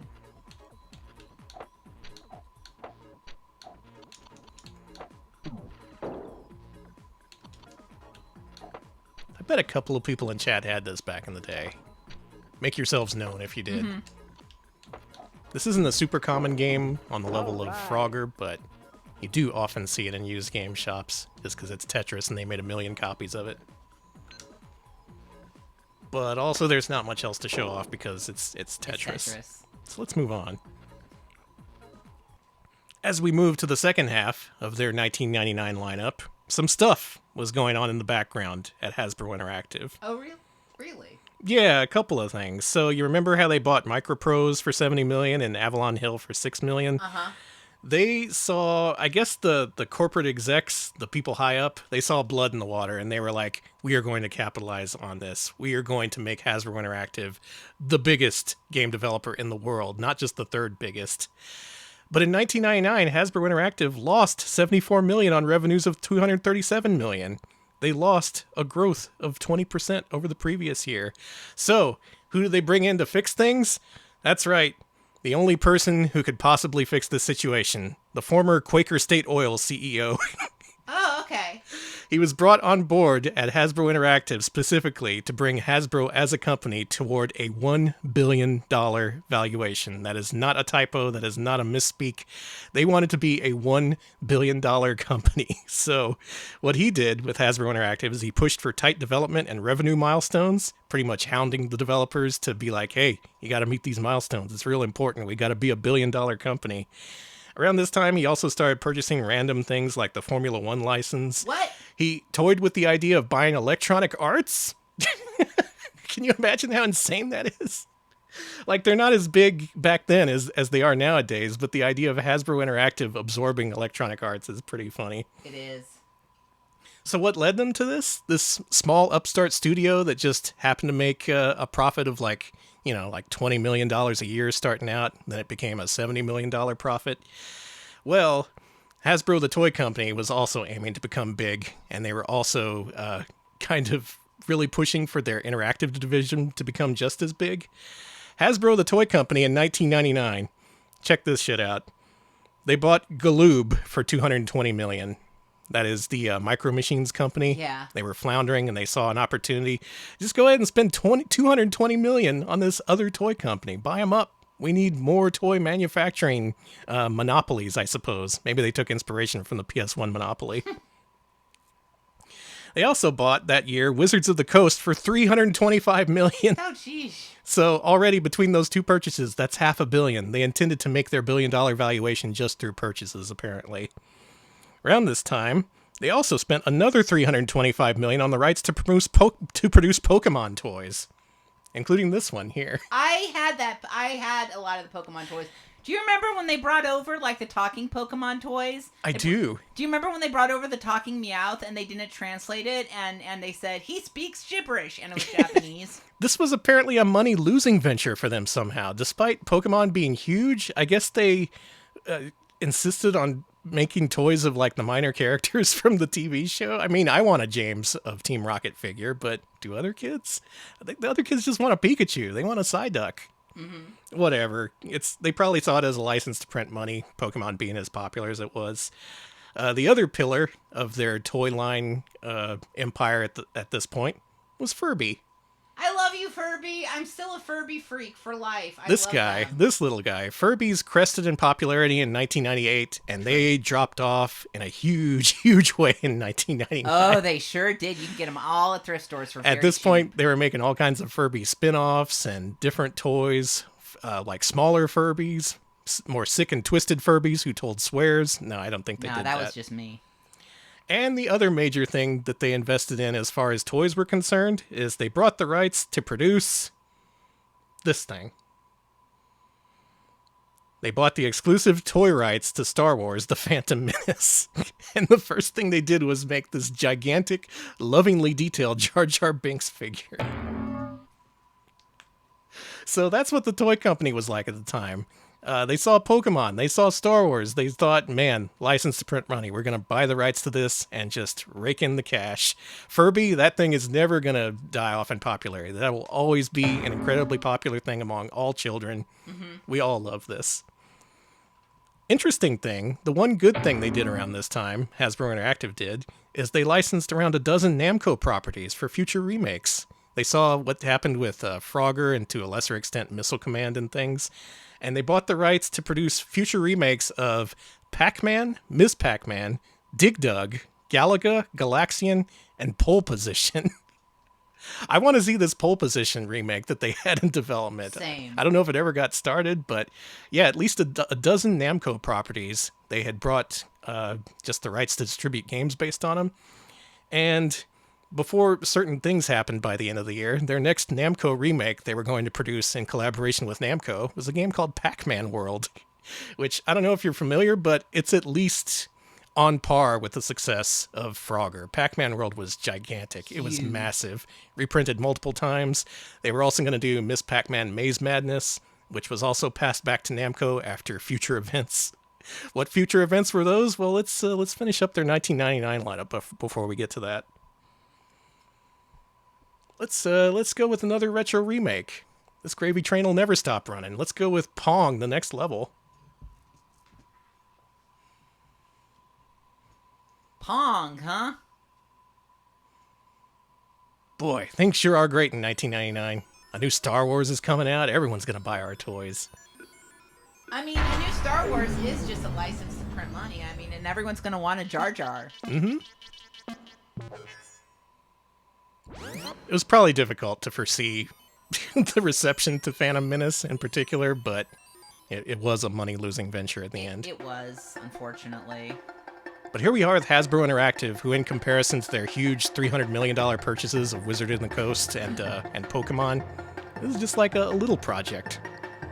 Just something for the retro freaks out there. The little retro freaks. So let's remake Pong. Let's do Pong. Let's play Penguin Pong. Okay. Alright, Alex, you want Seal Saver, Polar Power, or Snowstorm? Just kidding, you don't get to pick. Oh, okay, that sucks. I thought I had the option, sorry.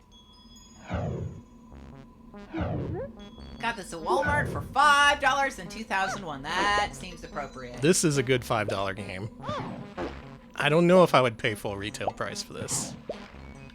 I don't expect a lot of people did.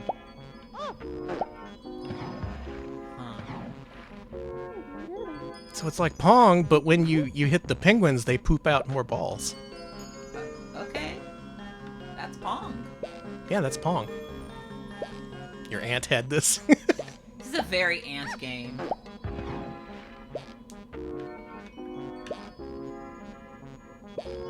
Now, they did do a little bit to make this more than just Pong. They added power-ups, they made different level layouts and gimmicks and things. But also, it kind of gets away from Pong because it puts a million balls on the field at once. Yeah. And they all count as score. Ironically, this turns it into a little bit more like Penguin Coon Wars than Pong, which I guess is appropriate. I don't know if I like Pong, the next level. You're not a Pong freak and a Pong pal? I'm not much a fan of the original. It's a little too simple. Sorry to everyone out there who was born in the 70s. It's okay. They're only programming up they're only putting in their punch cards to write you a really, really angry message on BBS. Shit, they're roasting me on the BBS.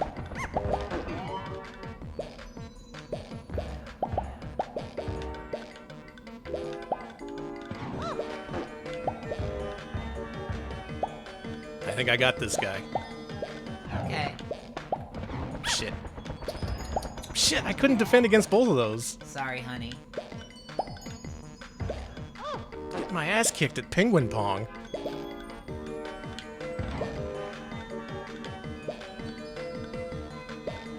Why does he get a seal? What the?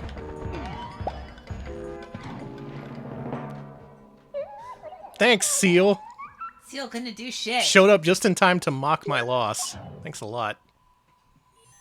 That's true. Compared to other budget games at the time, this would be much, much better than... Oh god, especially in the UK. Could you imagine, like, if you had to play this or a Phoenix game? Let's move on. Okay. Not much to see with Pong. There's a lot of variants. If you're a Pong head, maybe you'll like it. Mm-hmm. How about we play a remake of q-bert? This is not an Atari game. This was a Milstar game, but I think Atari or someone acquired the rights, and then Hasbro Interactive got them. Columbia Pictures Industries? I guess Columbia Pictures bought the rights to q-bert. When are we going to see that q-bert movie?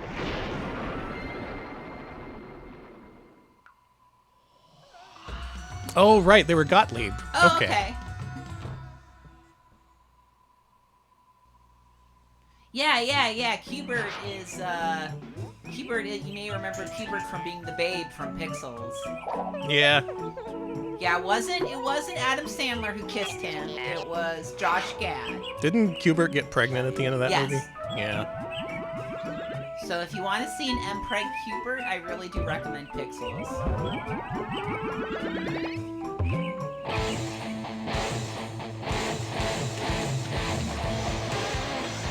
Oh shit, the power of rock has been brought to q-bert's dimension. That sucks.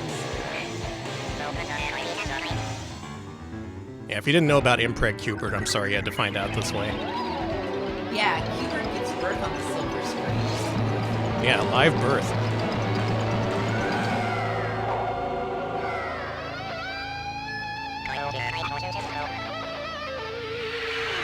There he goes. He's pissed. Yeah, Good that's fair. timing. I deserve that. Now, not the first time they brought back q-bert. There is, of course, q-bert 3 for Super Nintendo. But he's back again. It happened. Yeah, that's the configuration I want. No, I want... No. Oh, player 2? Why don't you hit the X button on your, that second controller over there? Oh, okay. Thank you. Adventure. Let's go. Let's go on a q-bert adventure. Q-bert's back again. Come on. Let's queue up Bert. I listen. Oh, queue up? That's pretty good. Oh, okay. We can run with that.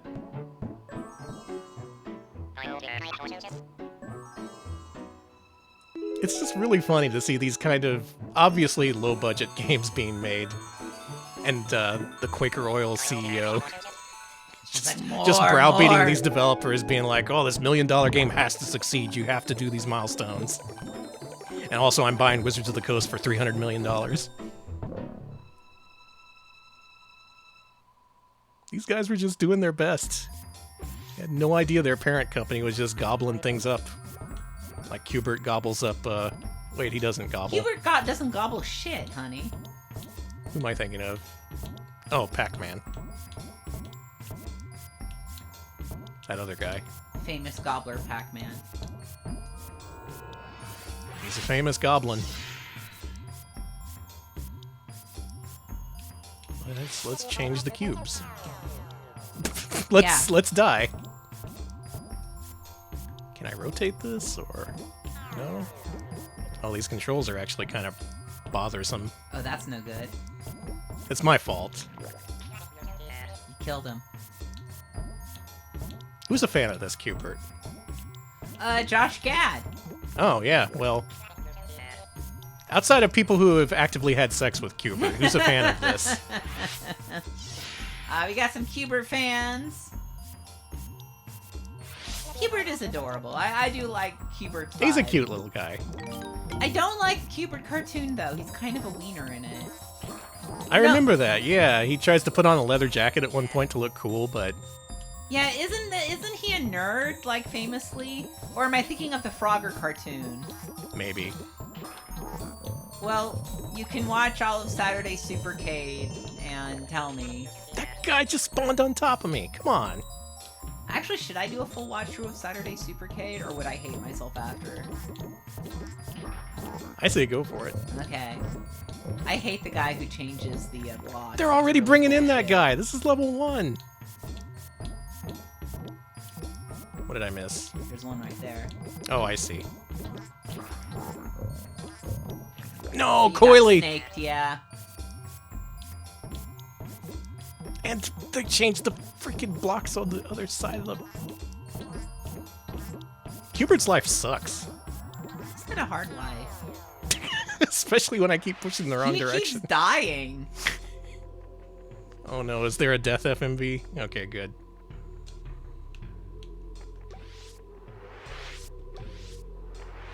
I wanna set the controls right. If possible. Oh, so q-bert just regularly wears leather jackets in Saturday Supercade? I guess I gotta watch.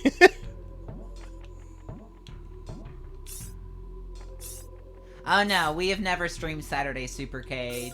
Alright, push your X button again. q-bert suffered so he could be friends with Adam Sandler. Mm-hmm. Would you suffer to be a friend of Adam Sandler? If money was involved. Yeah, true. Was it the varsity Letterman jacket? I don't know. I gotta solve this. Maybe we should do a q-bert watch party. I think you have to watch all of q-bert. Oh god. Anyway, for better or for worse, q-bert's back. Let me try and finish at least one level. I can't embarrass myself like this in front of all the q-bert fans. Are the levels, like, randomly generated? That might be something.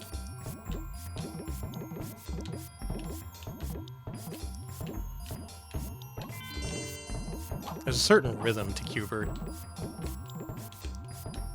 You gotta get into it. Mm-hmm. Has there been a new q-bert champion since the one q-bert champion Grandma passed? Oh, her! Yeah, I don't know. I don't know. She if may a still record- be the best of all time. Goated at q-bert. Did I do it? I did it! Hey, you did it! This one's for you, q-bert Grandma. Yeah, this isn't your grandma's q-bert.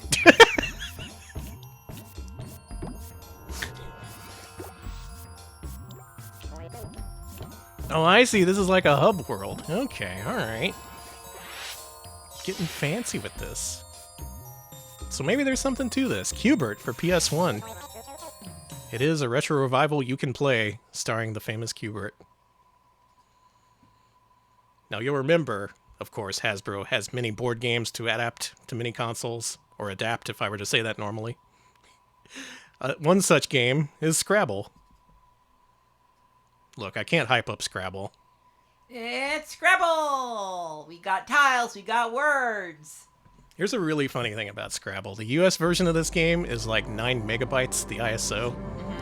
The European version, over 400 megabytes. Why? And it seems to be a different game. In addition to just having different language dictionaries, it's just like, it's way more advanced. Why? So we got screwed when it comes to Scrabble on PS1. The crossword game.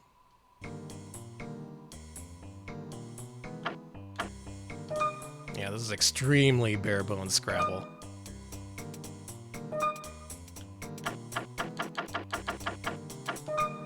Oh, you know me. Yeah, I do. It's not a very high-scoring name. No, it's not. It's only 3.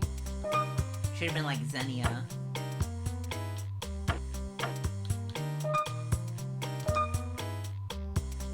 That's good. Let's play. Aye, sherbet. I like the tunes. Danny. Yeah. I don't know if that word's allowed. We're gonna find out.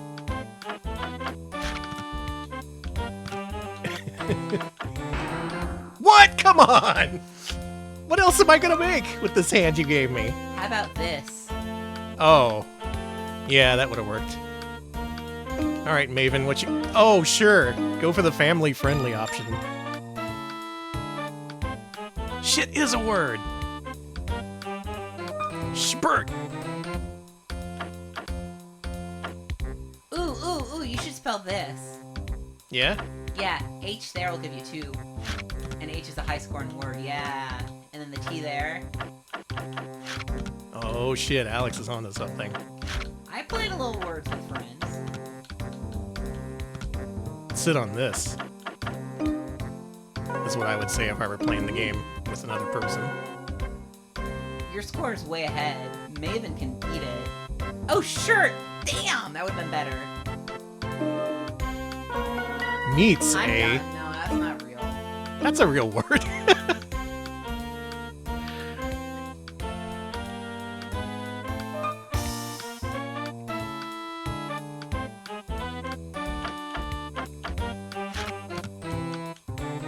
Check this shit out.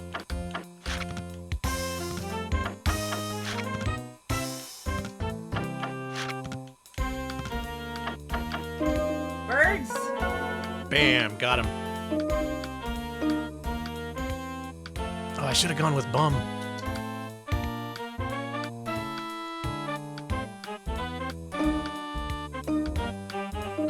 Oh, good word. Lid.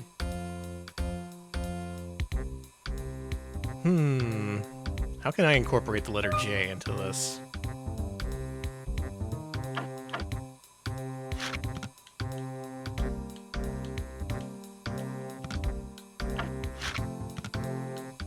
Jum? Yeah, jum. Okay. What the hell you say? I use the word jum all the time. Chumming up the works. Everybody's been jumming. That's exchanged? Yeah. Oh, I see.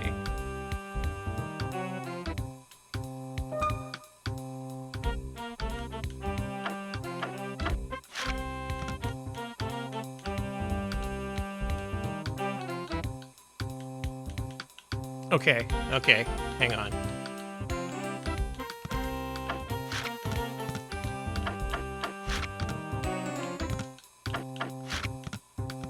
this how Scrabble works? Excuse me? Yeah, because the word, you messed up the word this, so it didn't work. Oh. This J is gonna drag me down.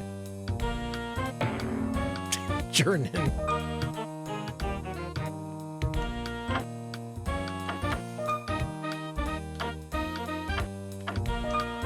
I've had enough of these tiles. These tiles suck too!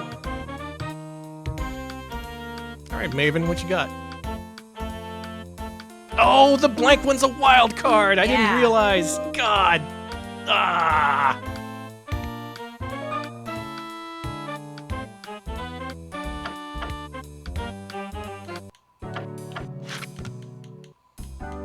The music just changed? Oh, hang on.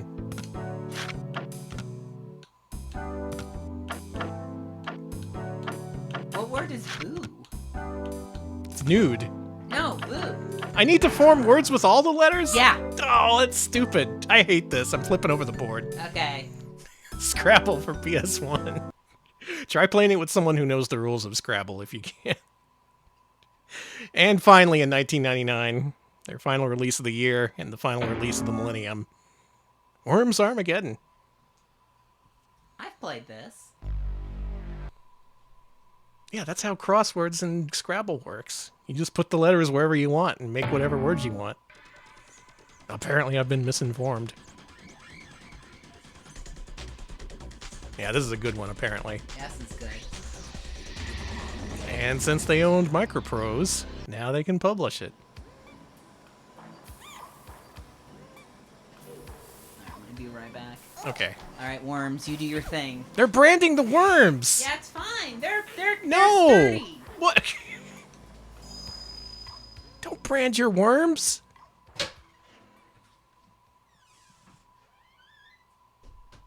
You guys, you can't brand your worms. That's disturbing. So what is the best worms, in y'all's opinion? Is it this one?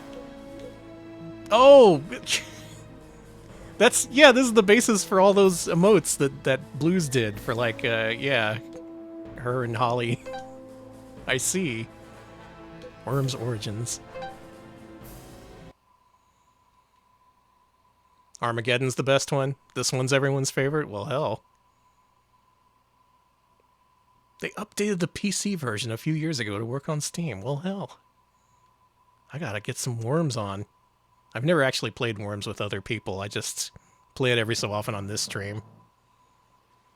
Demoing the versus PC modes.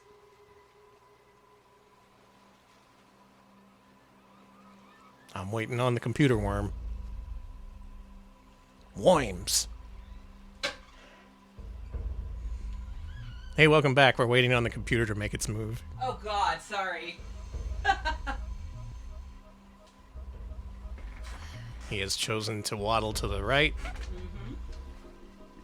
Hop on a flammable container. What are you doing, Worm? I think he's gonna shoot some shit. He wouldn't do that. Oh, I got dragon punched. Uh-oh. You had an ancient PC slow, the AI couldn't calculate a move? That's so good. What do I got here? Worms is so fun. I really like Worms. Worms Armageddon is my favorite, honestly. I don't know if the other ones are just as good, but...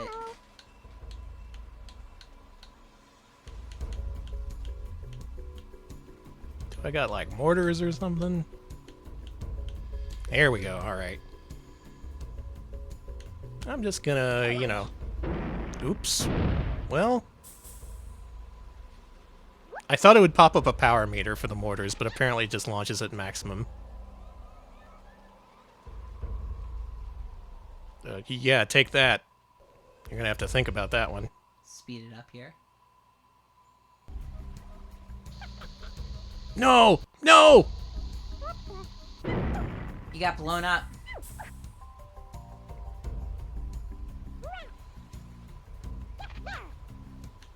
Oh, yeah? Oh, that one required power. I'm real bad at Worms. Yeah, Worms is hard. Chicken is on the move. We're speeding this up. It takes a really long time for the computer to make a move. Gonna dragon punch me again.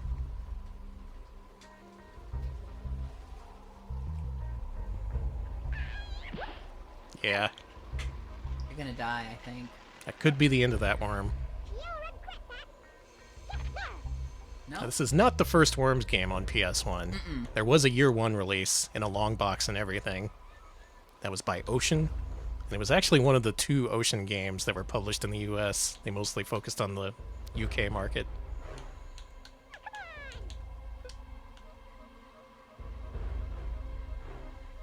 Can't go wrong with a shotgun, right? No. Oh, nice! You got him on the mine. Which is not going to go off? Oh. Limited range.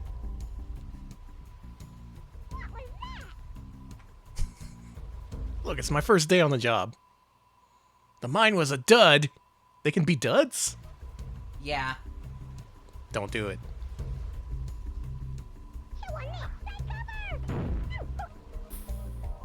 Ooh. Ooh.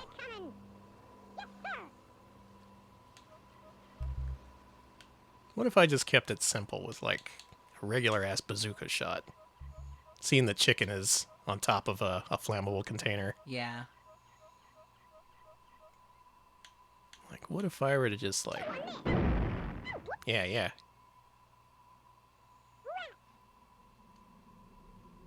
Did a lot of damage. Apparently, according to chat, this is the best version of Worms to play. Maybe not necessarily this PS1 port, but Armageddon is very well regarded. How much to record a Jester voice pack for Worms? Oh, man. Oops! Whoopsie! Down you go! No. No one would want this. Oh, you like the dragon punch, huh? Maybe I should use a blowtorch.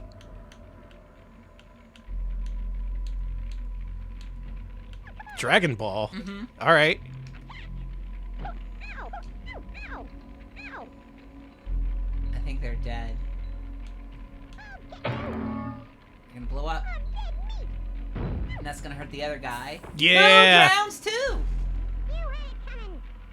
Look at this, all of a sudden, who's shit at the game now? It's me. It's you. Why is the bunny there?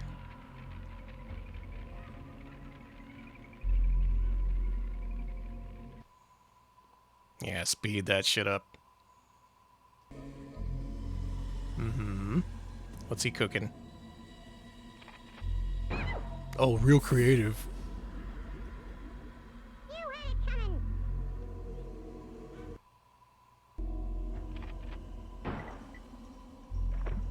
Why did you... Okay.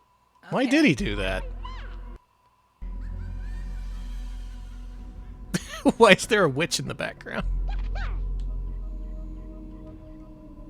Okay, I'm gonna get fancy with it. Okay. Ninja rope, right?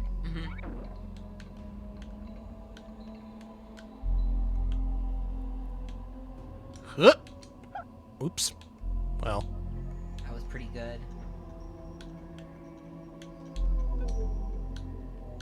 What if we just... Yeah. You know?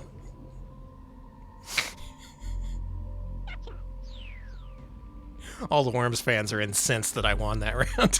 I shouldn't have won that. You won! Congrats! That was the stupidest tactical plan possible, but there we are. I won a match of Worms. On stream, even. All right. Orihara Kawase, says chat. Yeah, I can see it.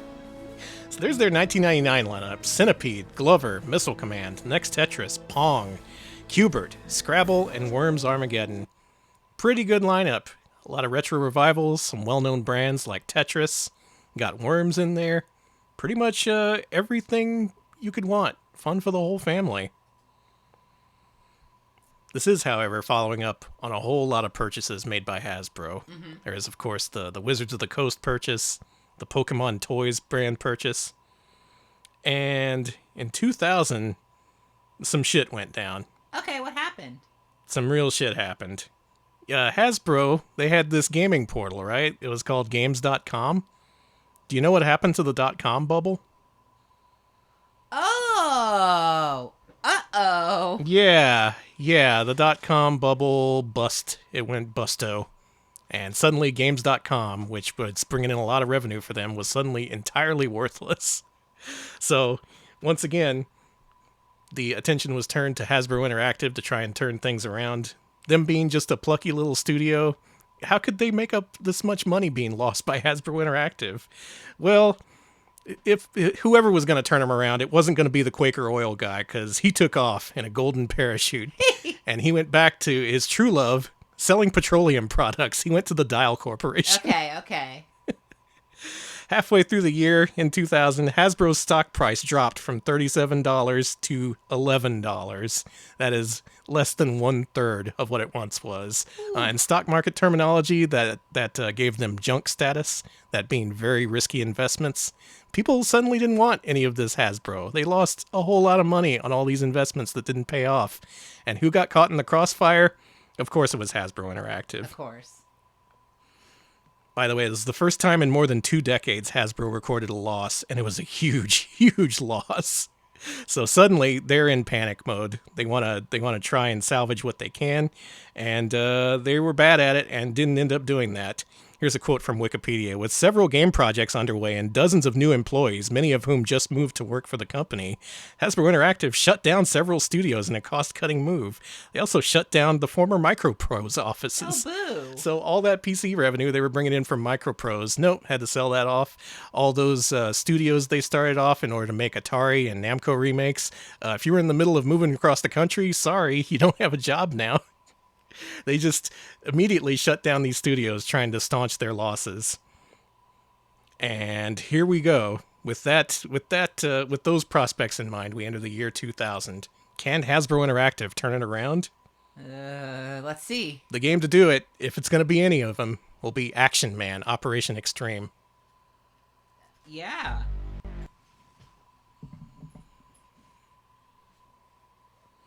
It makes me mad that these guys had to suffer. Like, these low-budget, modestly made games that ended up being huge hits. Of course, it's these guys who have to pay the price. I like Action Man. Meanwhile, Action Man went with the Dial Corporation guy with a golden parachute, I'm sure. Also, what the fuck is Action Man? Do you remember Action Man? No. I guess not. The Glover guys made this game, I see.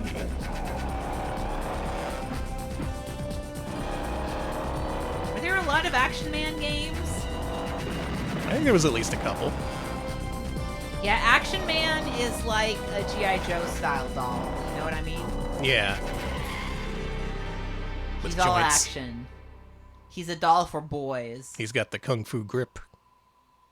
Wait, that was like G.I. Joe trademark. Yeah, there was also an Action Man cartoon. Yeah, they're actioning all over the place. Operation Extreme.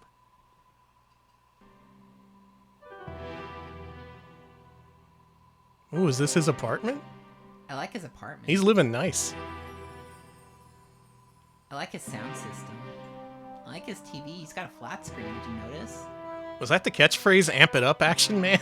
I wish it was. Oh. Let's go to the city streets. Stop Gangrene's forces from raiding the city. Gangrene's forces are attacking targets throughout the city to steal laboratory equipment. Oh no. Use your silver Not speed. Gangrene. Professor Gangrene is causing some shit. Is this like Playmobil but for adults? A little bit. It's for like preteens. Oh, okay.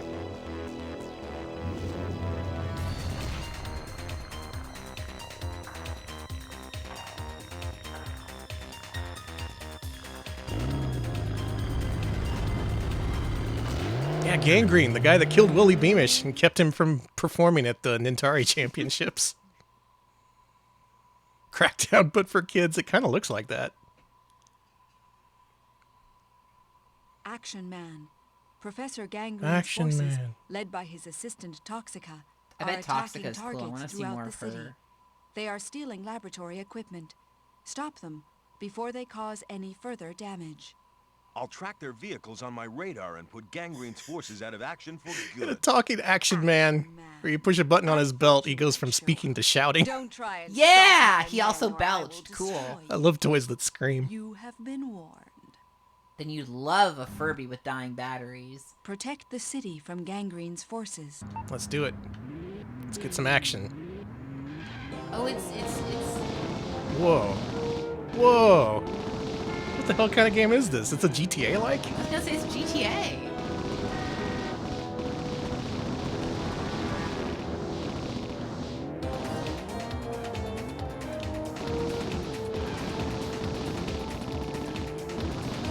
I hear this is James Bond for a new generation. This is the new James Bond. He's cooler, faster, And he gassier. he can't drive straight to save his life. Oh yeah, well that's how you know that he's for the modern age. He's gay. Alex. That's so unfair. Plenty of gay people drive very fast. What? Do you not like Gay Action Man? Oh, I see. Gay Action Man would be a very capable driver, I'll have you know. That's fair. Just because I'm gay and can't drive doesn't mean that everyone else is gay and can't drive. You can't be gay and drive at the This same is time. also making me dizzy too. This is giving me Yeah, Mohawk and it's headphone jack vibe. the analog control makes it so I can't drive in a straight line. Maybe I should just do digital. Okay, yeah, that's actually better. Well, it's not like any other game we've played tonight. Overhead view action game. Kind of predicting the future success of GTA, but for kids. Where's this car I'm looking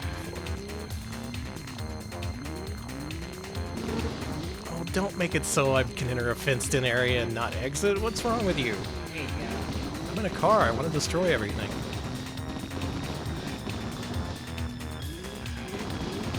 You can also barely see in front of you, which is a little bit of a problem, considering how fast you go.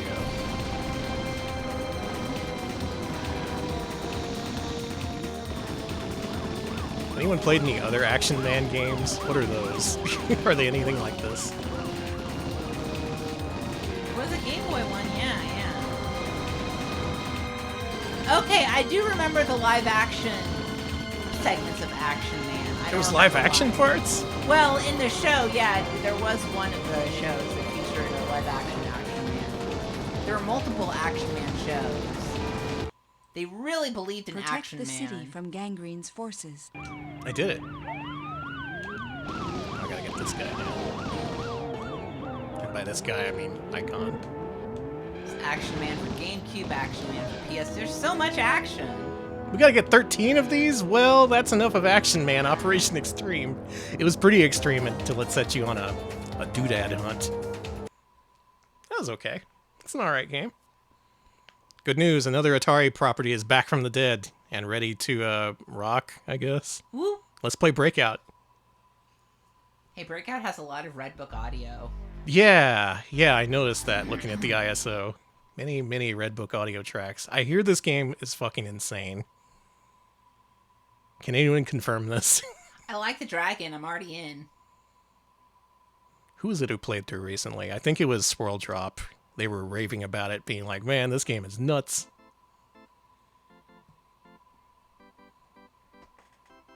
Cool.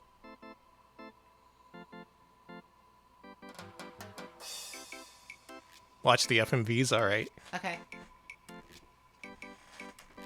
Whoa! Hey, ladies. There is a lady Breakout. So, of course, this being Breakout, there is a story mode. Of course.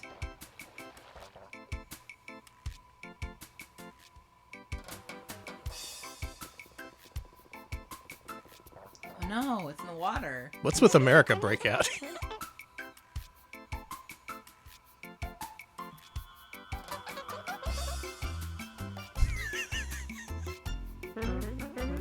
Thanks, Bouncer. You're a great guy. One of them was in the army. I like the army one, yeah. He's tiny.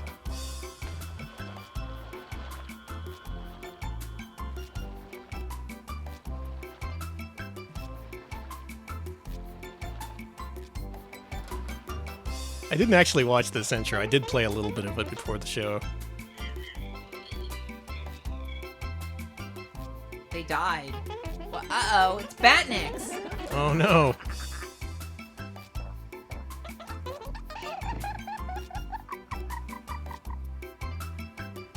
This is Amiga as fuck. Yeah. He threw me in prison. Bouncer is dragged off to prison. Look at the X's on his eyes. Oh no, I'm gonna be in Breakout solitary confinement.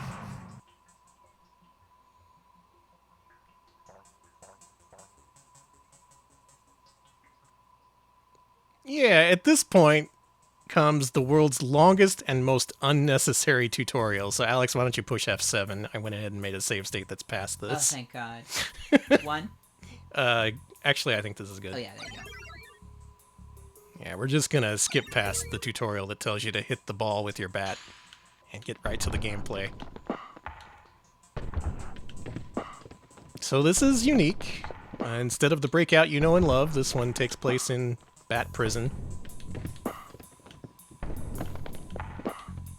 And I hear the story gets even crazier after this, though I have no idea in what way.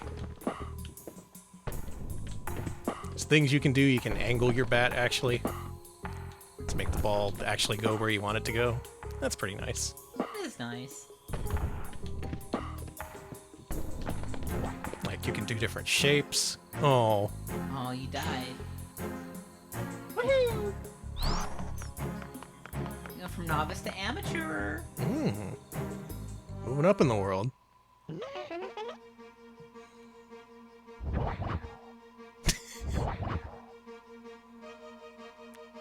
You jumped into another prison cell. Yeah. Dumbass. How will I ever do that? I hope it's not bouncing a ball. Oh, there you go. Oh, shit. You about to do it. How in the world you make a Breakout game with a story mode, I have no idea, but they did it. And they did it in apparently a pretty memorable and interesting way, too. I think we may have to play through this someday. I think so, too. I want to see where the story goes. Does he get out of prison? How many years does he serve? What happens to his girlfriend? Or his army buddies? Does he have PTSD? Yes. He fought in the Breakout Gulf War. Yes, there was a great Breakout Norman Schwarzkopf. Is there a Breakout Saddam Hussein? Yes, unfortunately. Oh, evil exists in all worlds.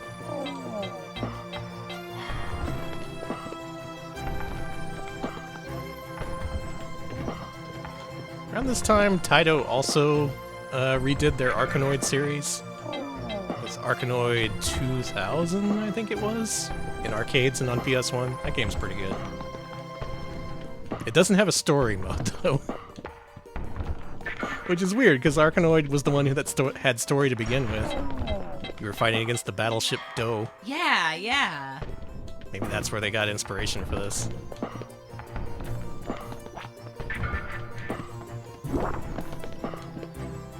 My paddle shrunk. I want to see what happens after this level, and then we'll move on. I do love the cutscenes. They should make... Never mind. What? I was about to say they should make adult Breakout, but they have many times. They've made that so much, Danny. What are you talking about? I'm nowhere near the first person to have that idea. They're still making adult Breakout. Like, it never ends.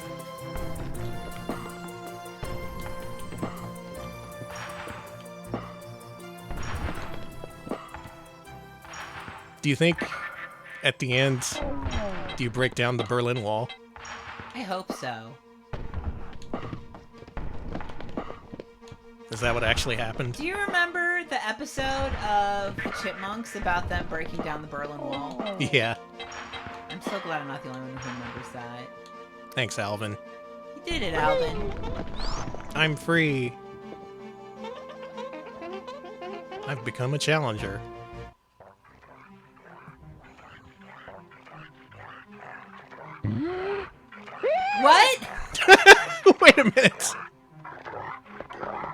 Now it's Crash Bandicoot.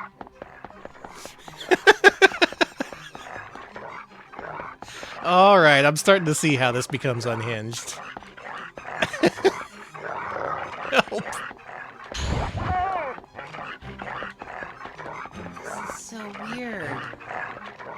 It's a challenge, right? Like, how do you adapt Pong? How do you adapt Breakout to a no 32-bit console? How do you make it have depth and emotional resonance? How? You did it. That's how. Wolves.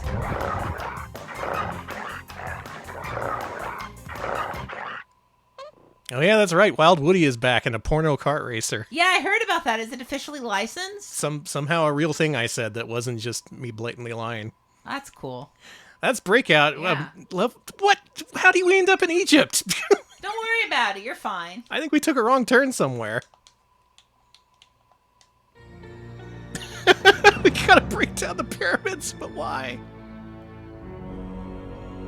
We'll find out one of these days. That day is not today. Breakout for PS1. Also in 2000, remember when they were making game show adaptations? Yeah. Let's play a little bit of Family Feud. I want to play more Breakout. That was nuts. That was bonkers.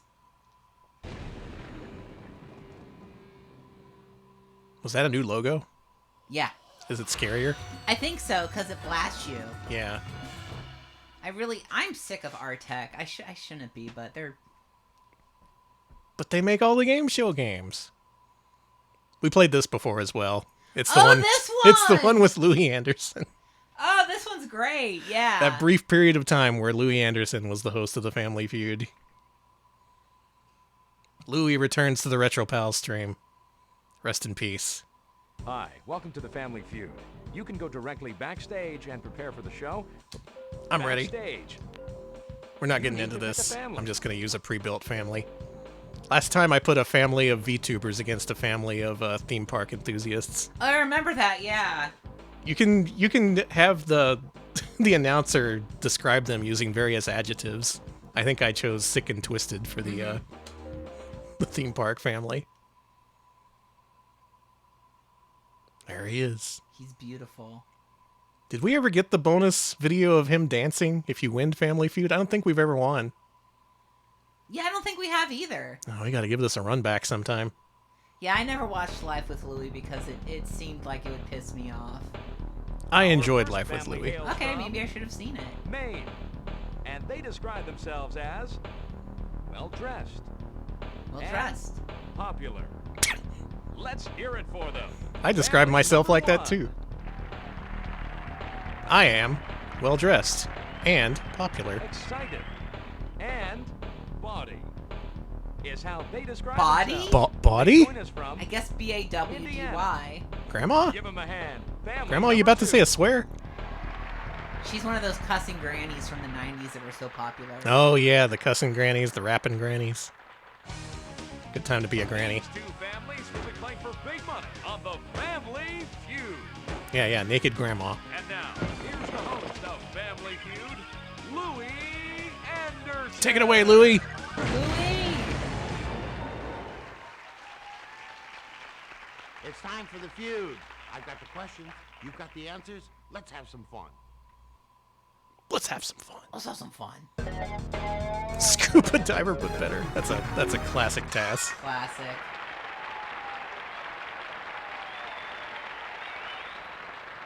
We surveyed 100 people. Top 5 answers are up on the board. Here we go. Both families ready? Uh-huh. Name something that two people go in on to buy together. Yeah, what you got? Okay, family number 2. Ring? No. Not typically? Usually Let's see only... if it's up there. Stream? Yeah, good answer. Horrible answer.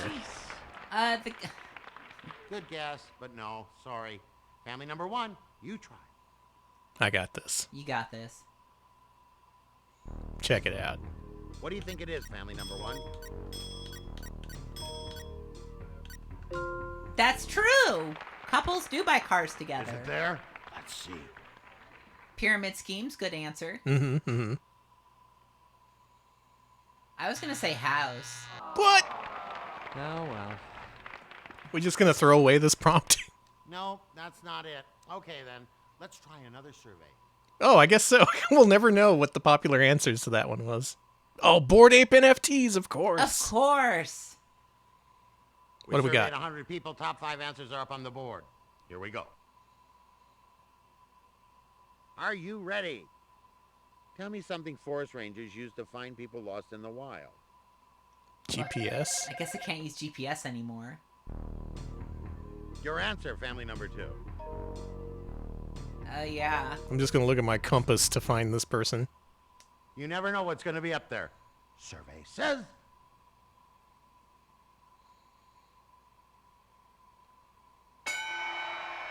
Okay. Woohoo! I would say It's up there, helicopter. but there are several that can beat it. Next family. All right, check it out. I got this. Okay, you got this? Okay, family number 1.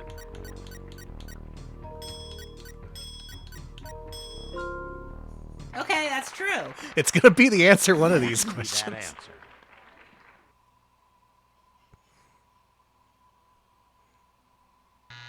No. Oh, damn it. I have a family member who can only say the word car. Good answer, but it wasn't in our top 5. It works sometimes. Map. Oh, map would have What are been you gonna good. do?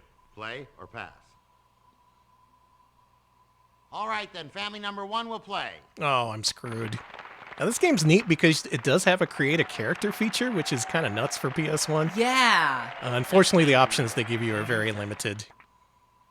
You have a very limited amount of outfits and things, but it does Tell exist. me something forest rangers use to find people lost in the wild. Yeah, that usually helps. Is it there? Let's see. I still say a car would be pretty helpful. Aww. Oh, well. Nice try, but no. Your first strike. Another Hang player. your heads in okay. shame. Got an answer for us?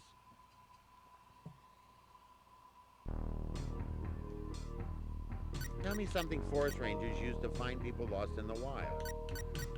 Let's go with Alex's answer. I mean, you got it, right? You fly over the forest, you look for shit. I think this and the 3DO version are my favorite family feuds. You never know what's going to be Oh, up binoculars, that's good. there. Says... It was number 1! You want to find a person? You can't get better than a helicopter. Yep. Good old helicopter. Our top answer. Way to go. Thank you. You know, I'm just going to leave it on my success there. I'm not going to embarrass myself further. I could answer car over and over again. But Family Feud, it came out on PS1, and it's a pretty good way to play it, actually.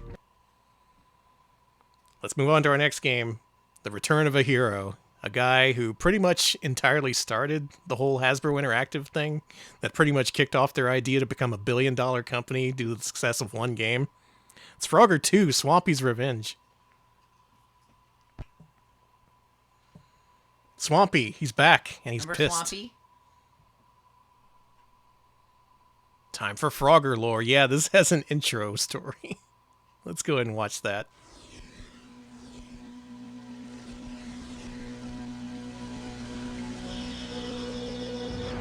New intro. Let's play! Ah! The exclamation mark scared me.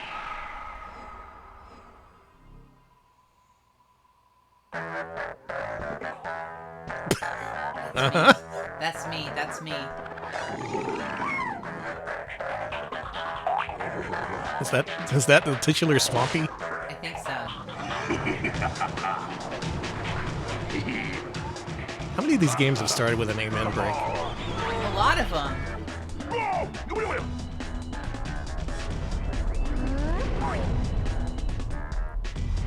Lady Frog.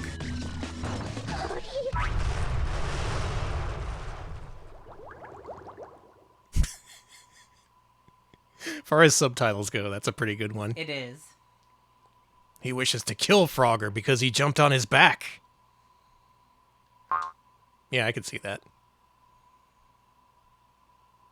So for those of you who somehow completed the original Frogger, this game is for you. I hear this one's a little bit easier at least. Swampy's Revenge. Let's go to Swampy's Revenge. Alex, are you ready to learn the story of Frogger? Yeah. Baby Frog Rescue.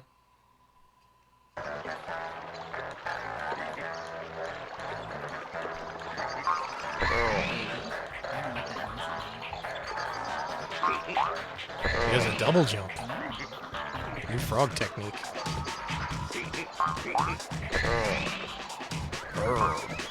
Yeah, I don't like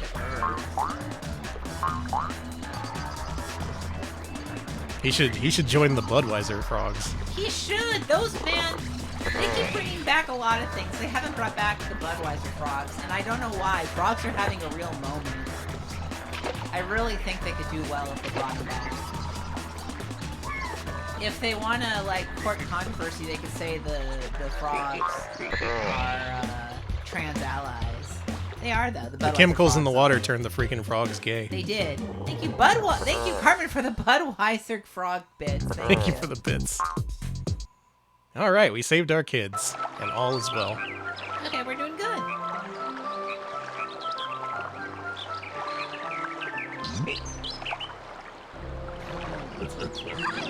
Oh, shit. Swampy loves eating children. Oh, that's not good.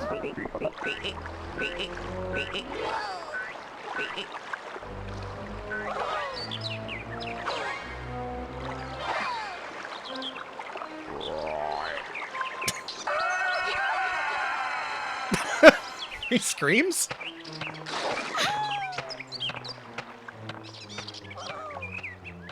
Since when does Frogger scream? He does now.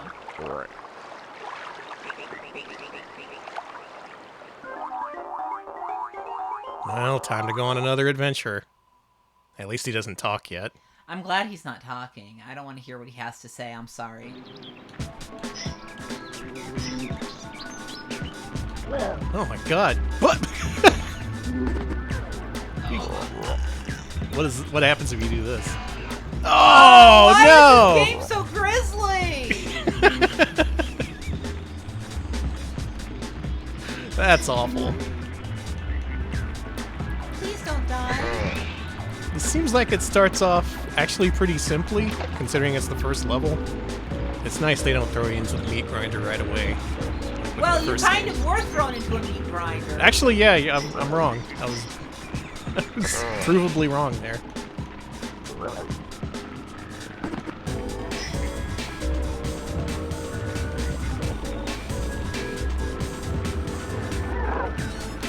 This Ridge Racer Type 4 soundtrack. I like the beats in a lot of the Frogger games. Yeah, actually. Ah! Oh! Poor Froggy.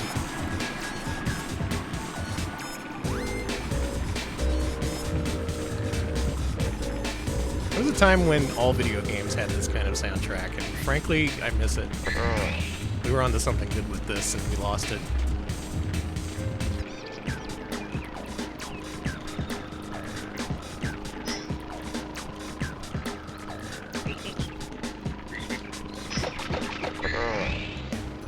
Look at me play the video game. You're doing it. You beat the first level. I won the first level. Yeah. Making the game intuitive and fun? What were they thinking? I like this one. I may like this Frogger 2, Swampy's Revenge. Is there a lot of FMV in this? I was gonna say, maybe we should play through this on stream. Yeah, actually. This one is very good. Oh, man.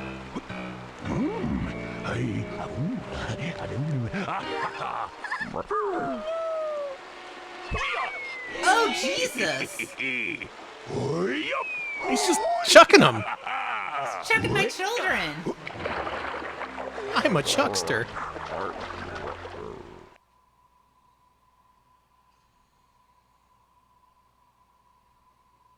Separate Ways, good Journey song.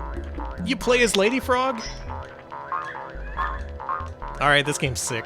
This game's good. I'm declaring it Frogger 2, best frog game of all time. Let's move on. So, remember when they licensed all those Namco games, including stuff that was unreleased like Galaxian and Pole Position, which I really, really want to see if those builds exist? One of those games actually did make it to market under the Hasbro Interactive brand, and that game is called Galaga Destination Earth. Not sure if I have high hopes after Breakout and Pong, but maybe they can do something with Galaga. Aliens known as the Galaga. Remember that? Yeah, I do. It was really messed up. Actually, no, I don't remember. It was before I was born.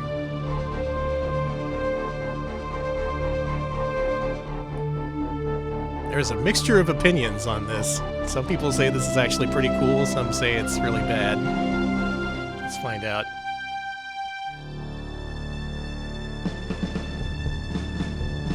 Large defense cuts? No! Oh no! We must spend more on the military, otherwise this'll happen. Money was put towards terraforming research? No! What about my guns?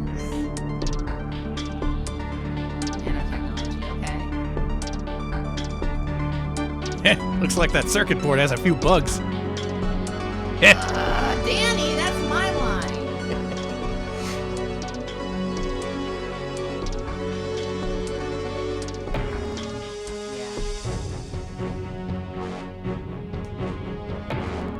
I said, heh, what do you want from me?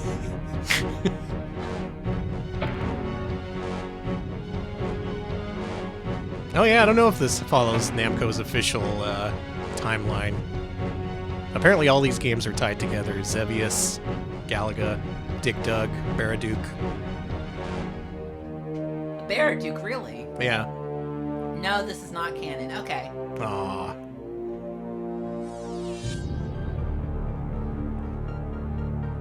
This was back when Pluto was still a planet. Oh, man. Yeah, that's a throwback. It is. It makes looking at a lot of old multimedia stuff about space kind of inaccurate.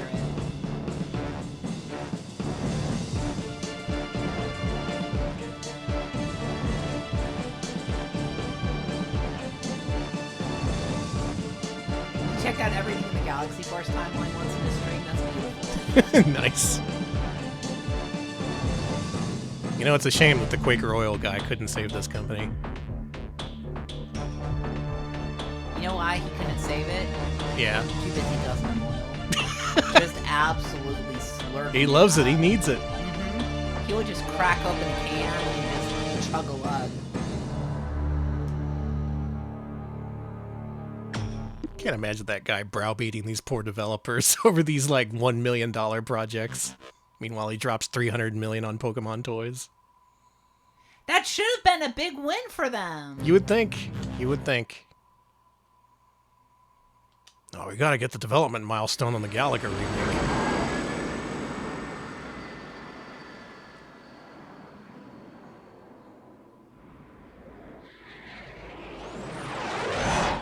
Do we want to watch this? Is this interesting? I was gonna say, I can skip. Do the ships fall in love? Do they kiss? Do they get sent to prison? Do they get their babies thrown?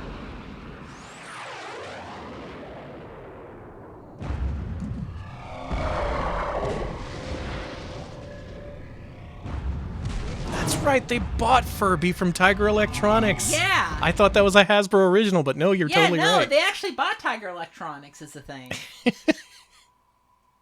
Right at the height of Furby's popularity. Right as it peaked. Thank you, Carmen, for the 100 bits. This is where the fun begins. Here we are. Incoming fun. Prepare fun receptors.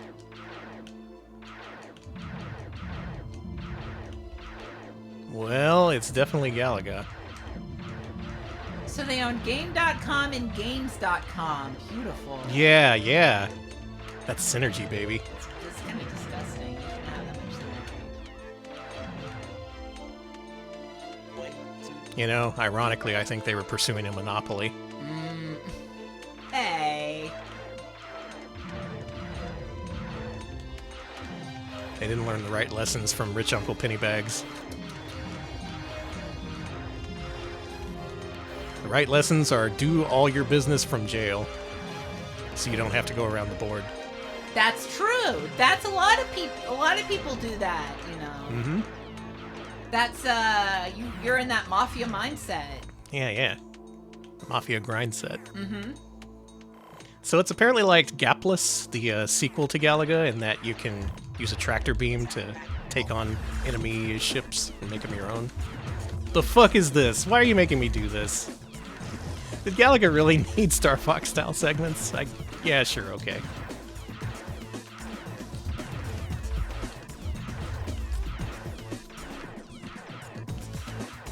I do like Star Fox. I was gonna say the Star Fox news is kind of cool. PlayStation never really got a good Star Fox style game. I guess there was Van Ark. That was okay. Oh, Gamera 2000. That game's good, actually.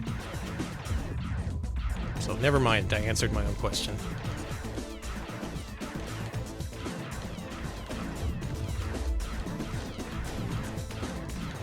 I think Galaga, people just like the simplicity of the original is the thing.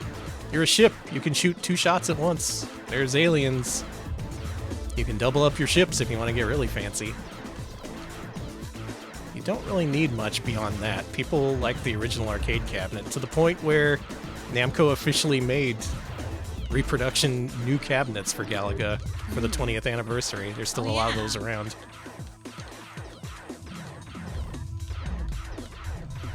It's interesting that Hasbro Interactive pursued the retro market at this point. I'm not sure if they did it in the right way.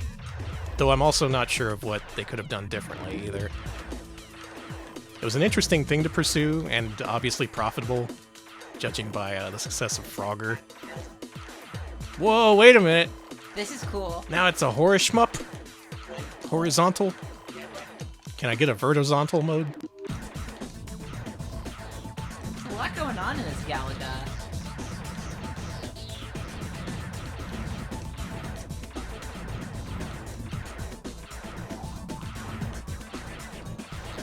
Well, obviously this is just Philosoma.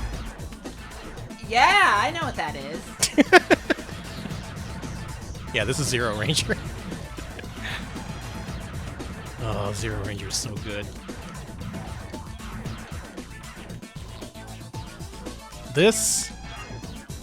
I'm gonna go out on a limb and say this isn't as good as Zero Ranger. That's fair. This looks like they tried to adapt Galaga to 32-bit platforms, and they did. For whatever that means or matters, they did.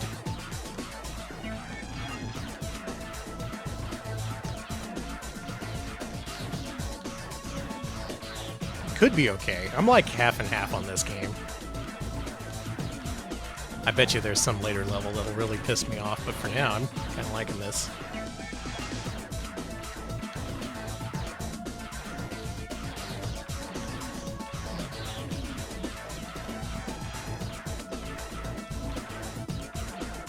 I think we should shoot the core. Okay, shoot it. No, we're not supposed to. We're supposed to just take down the aliens. They can't give you a shootable core and not let you shoot it. That's not fair. Well, Konami has the copyright over Shoot the Core. I'm missing every single one of these guys. This perspective... It's not so good. I don't like this perspective. That sucked. This might be cool is the thing. It might be cool. I officially reserve my judgment on this. I do want to play this a little bit more at some point. But as it is, Galaga Destination Earth, it has promise. Was it what people wanted? Maybe not. Who am I to say what people want, though? Yeah, I don't know what people wanted. It's got turrets. I do like a turret. Every type of shooting action. Vertical, horizontal, turret. Star Fox style. Well, at least it's got a variety of action. True, true. Seems alright. Galaga Destination Earth. Check it out if it looks interesting. Not bad, not bad. Alright. We're in full desperation mode. We need cash, and we need it now. Make a second Jeopardy. Dear God, we have to save this company. God, please. We were gearing up for a $1 billion valuation, and now we need Alex Trebek's help. Jeopardy 2. It's your favorite, Artek. Time to go to the dungeon, Danny. That classic workhorse, making these games for $10 a piece. Every week you get yelled at by the oil CEO. There he is. Did they catch him by surprise?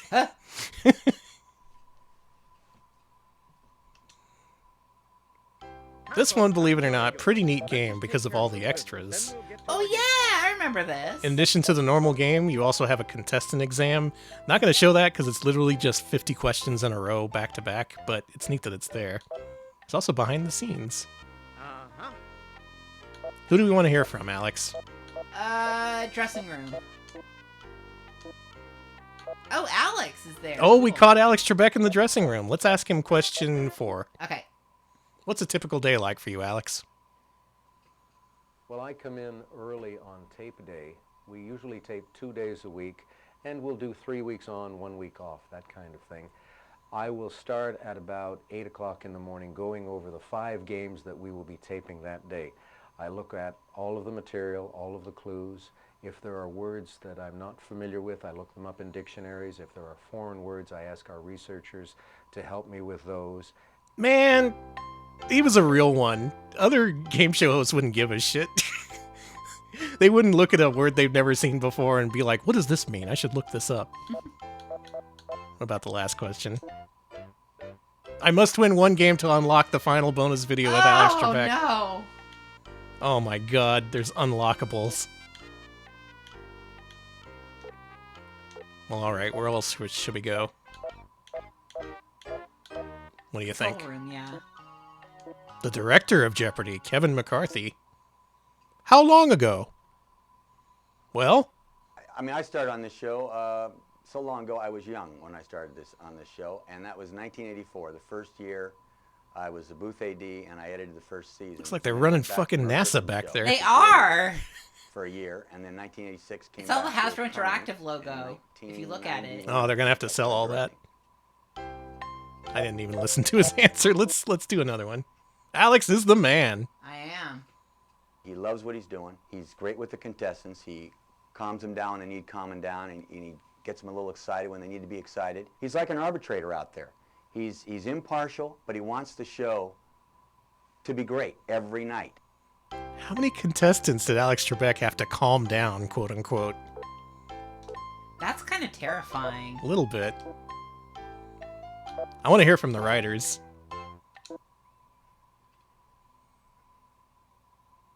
You have to be well-rounded. You have to be interested in a wide variety of things. Oh my God! Look at them. Yeah, those guys write for history to Jeopardy. Sports to what's on today, the cover of today's LA Times.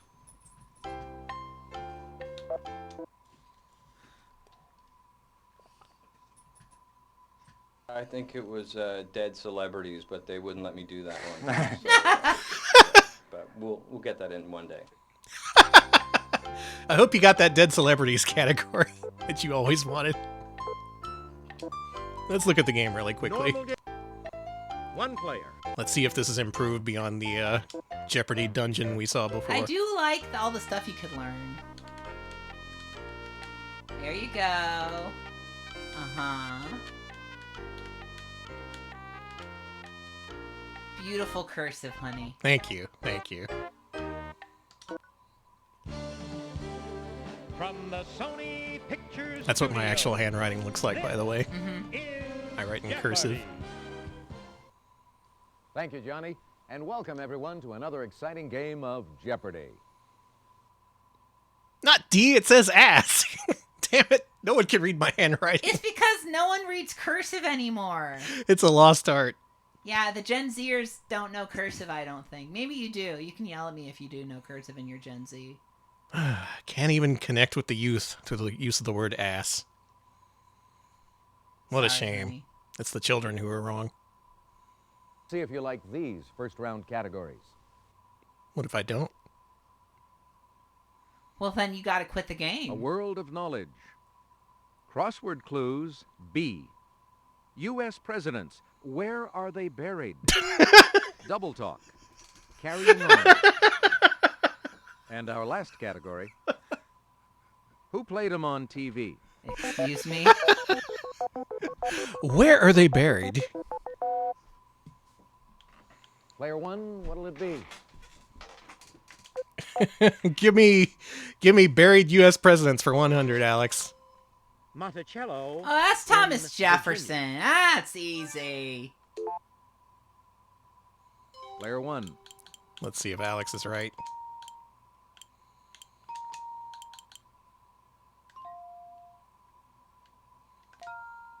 Yes, indeed.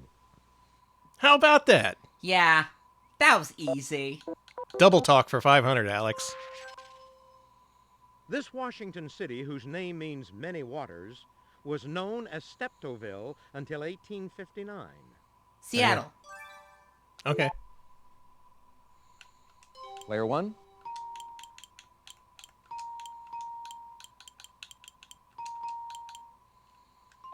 I like the autocomplete option. That's really good, actually. Ooh, sorry. Ooh. Player three. Walla Walla. Exactly. I should have known it You was should have Walla Walla, known. Washington. You love Walla Walla, Washington. I do. Man. Double talk. For 100. So Alex is batting 500 at Jeopardy, so we'll let it stand In there. the 1920s, Donald Not bad, Duncan not bad. introduced this child's toy to That would be a America, yo-yo. and it's had its ups and downs Give me- ever since. I'll buzz in on this. I know what that is. Give me the... Come on. I'm buzzing. Yeah. Okay, Player okay. one. What is yo-yo? Yes. Alex Your is choice, batting player one. 500. I'm batting 1,000. Mm-hmm. All right, next game. I don't know what that proved. Probably nothing. Next up, in their 2000 lineup as we approach the end of this stream, NASCAR Heat, Tonka Town. NASCAR makes my head spin round. Wait a Hey, minute. like the song. We finally get to see NASCAR Heat. Wait a minute. Hang on. Where have I heard this before? NASCAR Heat.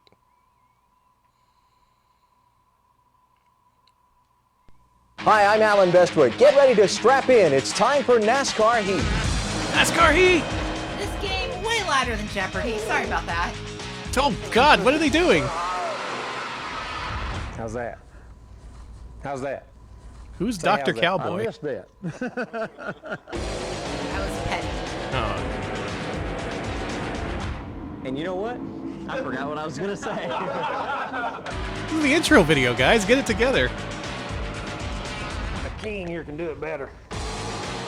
We just fucking around? Jerking our dicks out here? You're killing me. Good enough. Let's go home. I thought we were going to get real about this. Well, alright, fine. NASCAR Heat, an unprofessional production. It's nice that they have FMV, though. Yeah. Let's beat the Heat. Yeehaw. Welcome to the Beat the Heat section of NASCAR Heat. Thank you for the We've gone out 50-bit and worked with Surface some of King, the but top it's a names in dry to NASCAR design a Heat. series That's of true, it could be 36 worse. challenges for Thank you. And perhaps even a few surprises after that. As you progress through, each of the challenges will push you a little Yeah, the harder. emphasis on interviews and input from the actual people involved is actually pretty nice. It gives these games a sort of depth. Recreations of actual events brought to you by many of the top drivers in the Winston Cup Series in our high-octane challenges. Alex, do you Prior think to I can each beat the challenge, Heat? I'll be here to set up the scenario for you. Then Depends you'll on take the the wheel humidity. and try to I beat know the heat. somebody already Pass did the You challenge, re- get a you bronze, just silver, remade or that gold joke, medal. like they The remade next Breakout. challenge will be unlocked. Once you've gotten at least a bronze in a challenge, it'll remain unlocked, so you can always go back and try again to get the gold. NASCAR Trivial Pursuit, man. I would not know any of the answers. Yep. Winston Cup, sponsored by cigarettes. This track looks pretty complicated.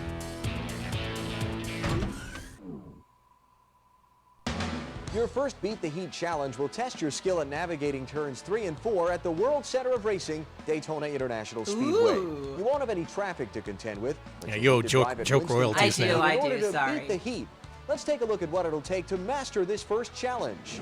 For the bronze trophy, you'll need to beat 20.5 seconds. For the silver, 19.8 seconds. A gold trophy will require a 19.5. They really got the desk guy to Starting at record full all this speed shit heading for the into video turn 3 game. at Daytona. Good luck. Now, if you want the shitty bronze trophy, you gotta do it in 20 seconds. But if you're a real gamer, do it in 19.5. This guy's still around? That's not surprising. NASCAR takes care of its own. That's true. I don't know where I got that from. I just made it up. All right, do it. Rolling start. Rolling start. Da-da-da-da-da-da. Oops. Bonk. Hang on. I turned off the analog. Okay, good. That's gonna help. Those are speed sparks.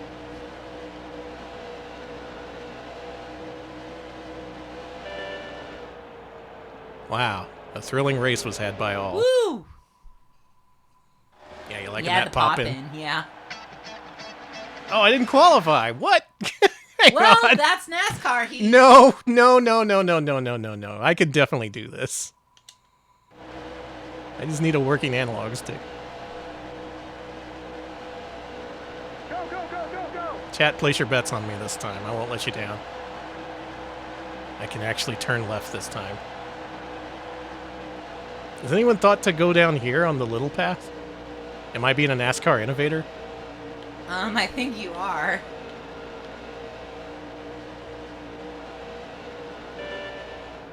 Did you do it? It won me the race. Did you win? I got bronze. You're awarded the bronze medal, yeah! What are the other challenges? You just go left. I'm sorry. All the NASCAR fans are rolling their eyes at me saying that, I'm sure, but what else is there to do? Alright, your next challenge is to hold left for a little bit. Go left, but fast. He's just blowing off some steam. Cover me 100 bits. Indie Racing Challenge. Turn right. I won the bronze! Turn right, that's crazy talk. Who does that? Alright, the next challenge is Talladega. I've heard of that. We'll crank up the heat a bit for your next challenge. You'll be running at NASCAR's fastest track, Talladega Superspeedway, where you'll have to master not only turns 3 and 4, but also the tri-oval and then across the finish line. Let's take a look at what it'll take to beat this challenge. For the bronze trophy, you'll need to beat 31.0 seconds. 30.5 will earn the silver. Going for the gold will require a blazing 30 flat. Your car will be at full speed, all alone heading into turn 3. Good luck. Damn, the writers really mixed up the verbiage, too. They kept it all nice and tight. You're like, well, to get this one, you need this. But on the other hand, if you're a true racer, you'll get the gold. It's a real skill to have when you're just saying the same thing over and over again. Yeah. All right, chat, what do you think? Am I going to be able to do this? Go, go, go, go, go! I won't even go on the little path this time. Yeah, drive good. That's a secret. That was a little bump to make give me a little extra speed, careening off the wall, you know? All right, can Physics. you get under 20? Can you get under 30? 31. I don't think that gets you qualified. No. You got bronze. I got 31 flat.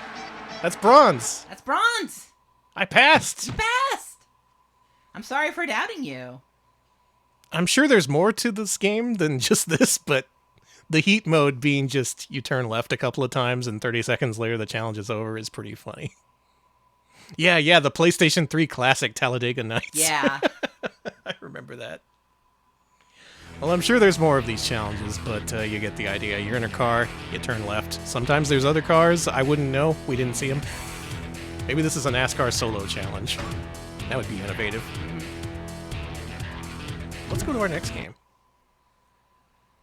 Tonka Space Station. Have you ever wanted to run a space station? No. Yeah, me either. It sounds complicated, but you could do it in a Tonka. Okay. Space shuttle or whatever. One thing's for sure, you never turn right. I bet NASCAR fans are fuming, just like, enough of the turn left jokes, come on! I was gonna say, we're gamers. It's not like we have anything to... Yeah, that's true. bring to the table. I can't shit talk anyone.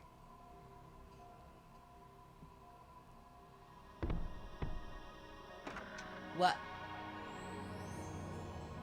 What?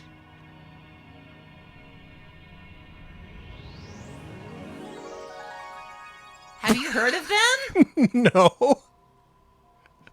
Wow, what a logo. I like it. Okay, some people in chat have heard of them. Oh, Oh, I'm no! done. I'm done. No.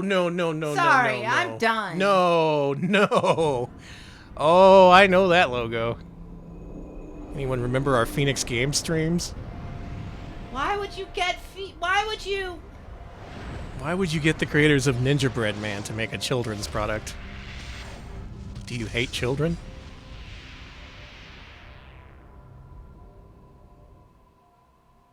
Yeah, luckily no semen logo, at least. God. No mere mortals, yeah. Why them? Why? Oh, great! You're finally here! I'm Tonka Joe. As you know, Tonka's got a mega outer space... Did Alex name this guy? I'm Tonka Joe. Just don't think about it. Space station construction and operations.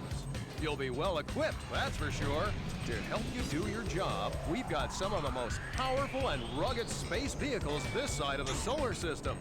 Which is a good thing, because where you're going, you're gonna need some serious heavy-duty machinery. He's gonna push us out the airlock. Weeds in the biosphere. You had this? Is it any good? Mining lunar Tonkonium. Racing down wormholes. I could go on.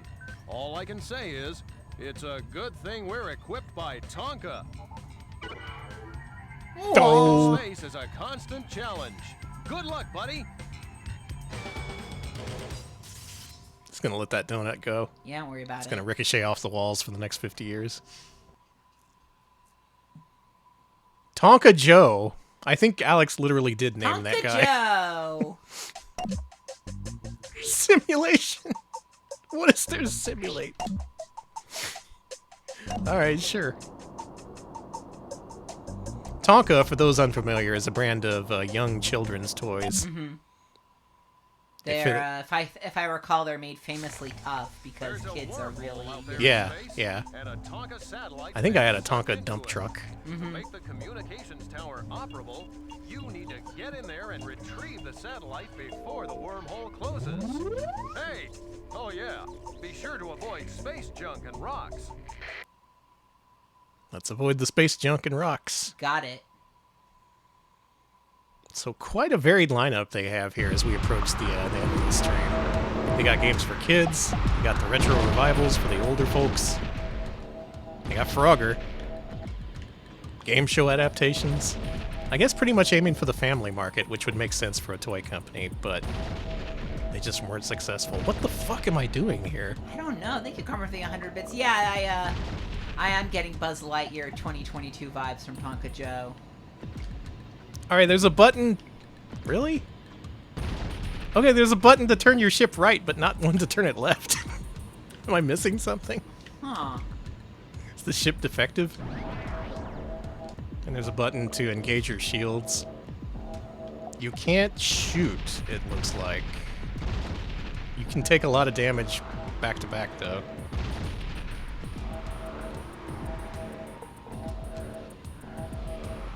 My god, am I failing to grasp this children's game? Sorry, honey. This is embarrassing. It's a bad look for the normally sophisticated retro pals.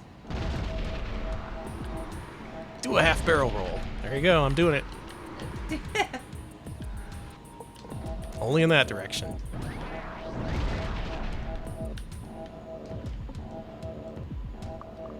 Did they license Power Shovel? That would make sense. That see that. Maybe there was a Tonka branded knockoff Power Shovel. Yeah. Ah, that sounds familiar. Dirt Jockey? Is that a thing? You made that up. No, I think that's a real game. Someone prove me right. No, Danny Dirt made Jockey it is a up. real Danny's game. saying things. I don't know what to believe after playing all these games. They kind of melted my brain.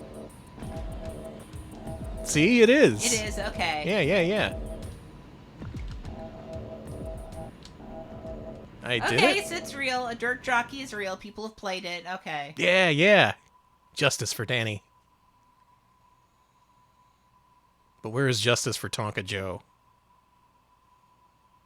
He doesn't deserve justice, sorry. Doesn't he? Oh, defense. Let's go.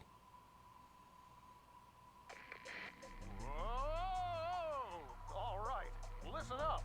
Red alert at the Defense Center. There's a huge asteroid on a collision course with one of our most crucial communication satellites. Huge ass. Got it. Let's find the huge ass in space. Okay, let's go.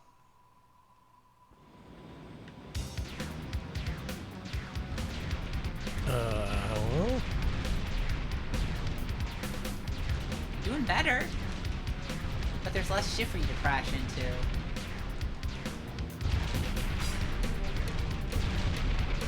I will say this is for kids.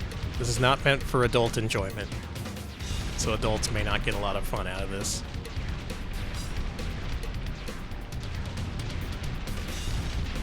We need to, like, hire a contractor who's a kid to decide if these games are any good. Like the movie Big?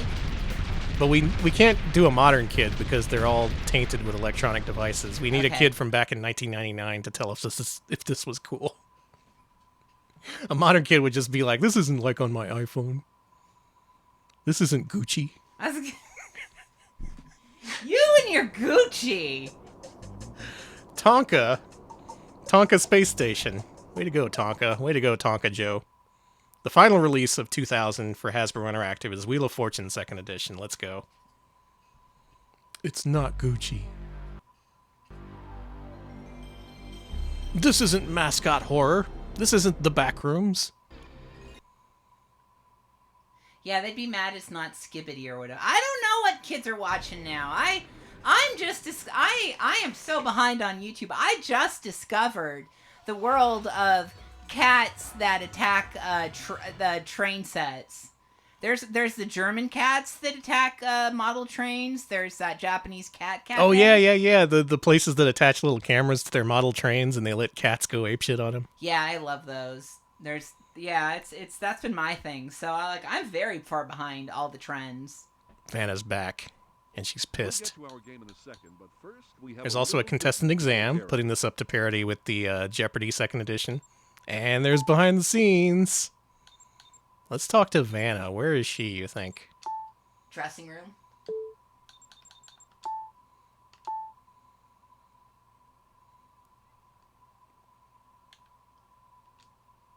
Why are you verifying my career? Do I need... Okay, fine. Life before Wheel. Before Wheel of Fortune, I was struggling a little bit. I had some part-time jobs as a waitress and went on auditions and things like that. And then Wheel of Fortune came along. Oh. Okay. I thought there'd be more detail, but that's pretty cool. I was probably the most nervous person to audition, and you can ask Pat Sajak, he'll tell you the same thing. My knees were shaking, my mouth was quivering. I was so nervous. She just turned into a bowl full of jelly up on stage. Poor Vanna. How do they handle the production offices? I want to hear from the writer of Wheel of Fortune. I wonder if they're sick too. Well, actually, there are two people in the research writing department. We really take contributions. I mean, Pat and Vanna bring us puzzles, a lot of scribblings on cocktail napkins and things like that.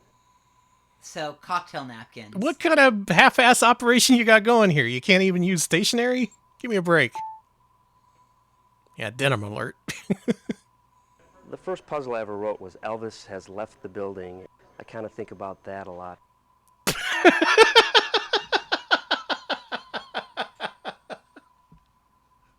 Clip it. Clip it. Clip it. Let's check out the actual game. I think about that a lot. I think about that a lot. One player. Trebek looks up the questions in the dictionary, and this guy just has a bunch of napkins around his office. Let's go to disco theme. That's a good first puzzle. I'm sorry. Just I think about Elvis has left the building a lot. I think about it a lot. You know, Elvis leaving the building. A lot to think about.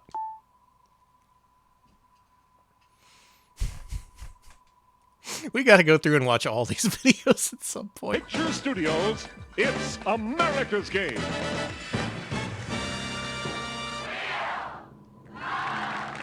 Thank you for the clips. Thank you. I think about Get that a out your lot. bell bottoms and your boogie woogie dancer shoes. It's 70s Retro Day on Wheel of Fortune. And now, here's your host, Vanna White. It's 70s Retro Day here on Retro Pals. Yeah, it's always Thanks, 70s Charlie. Retro Day on Welcome Retro to Wheel of Pals. At least with Fortune. me. Have fun and good luck to all of you. For this round, there will be a $1,000 space on the wheel. All right, Alex, you want to solve a puzzle? Okay. Let's take a look at our first category. Oh, before and after, my favorite category. Chaos rules apply. If you know the answer, shout it out in chat. We're not doing this officially, and we're not doing this competitively, so Player one. every man and woman for themselves. Give that thing a big old spin, and we'll start this up. You gotta spin. No, not a single S. What? Not a single S. Player two, you're up. I'd like to spin the wheel, please. Okay. Thank you for asking permission. I like the disco sign in the back. Just in case you didn't know that disco existed. Yeah, it just says L. disco.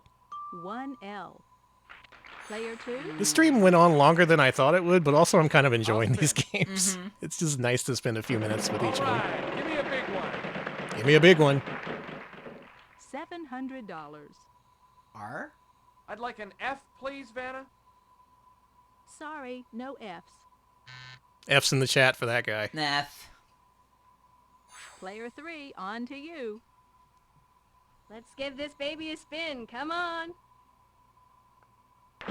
Come on, baby. Give me a big old dollar. $300. I would like a T, please, Vanna. A pair of T's. All right, Something, player three. the something, I Lion think it's King. time to Put purchase the- a vowel. An O? An O? Two O's. Okay. All right, player three. I'll spin. Get. Put the bong back. Please. Please, yeah. $900. Okay, there's got to be a Y. There are no Y's. Yeah, there are no Y's. But there's got to be. Player one, over to you.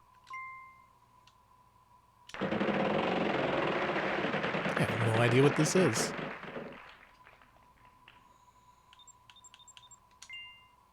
We have two H's. Hit the... Free spin. That might come in handy later. Hit the... Player Bong. one. Bong, yeah. While it's hot. No, actually. Boiling hot water pipe. $550. What letter do you choose? R, actually. One R in this puzzle. All right, Hit the player road, one. Jack Lemmon. It is hit the road, Jack something. I'm going for it.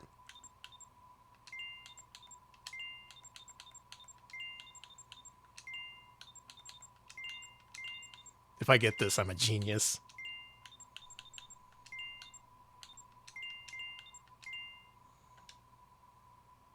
Congratulations. Oh my God! Standing. Impressive. That was impressive. Also a That's bonkers the end puzzle. Of this round. Let's take a look at the That was my one brain moment for the year. Enjoy it while it lasts. You're doing very well, player one. What a crazed phrase that was, too. I didn't know a proper name would be involved. Yet here we are. All right, Wheel of Fortune 2nd edition. It let me win, so it's good. All right, that is the end of 2000 and the start of 2001, after which we have one game scheduled for 2001. This is the end of Hasbro Interactive. What happened then? They were shutting down studios, trying to staunch their losses from the toy division. They shut down Microprose. They shut down the new studios that they started up work with to make the retro remakes. A new company formed from jilted Hasbro employees that had their careers stolen from them as they were traveling across the country. They started a company called Vicious Cycle Software, which I think is pretty funny. That is really funny. So at least one good thing came out of that.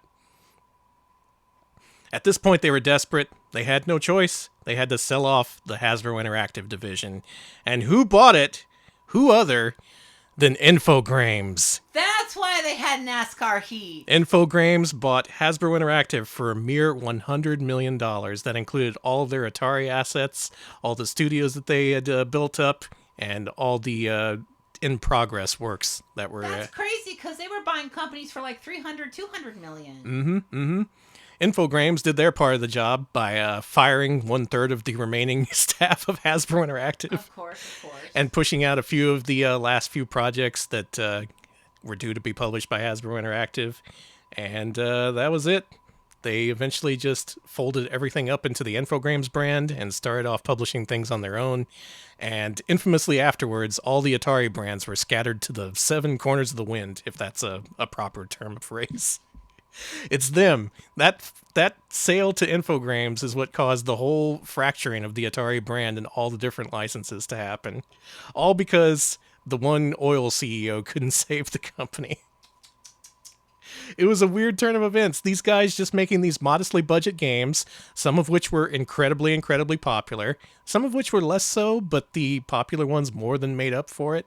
They recorded a minor loss compared to their huge, huge spends for making Star Wars and Pokemon toys.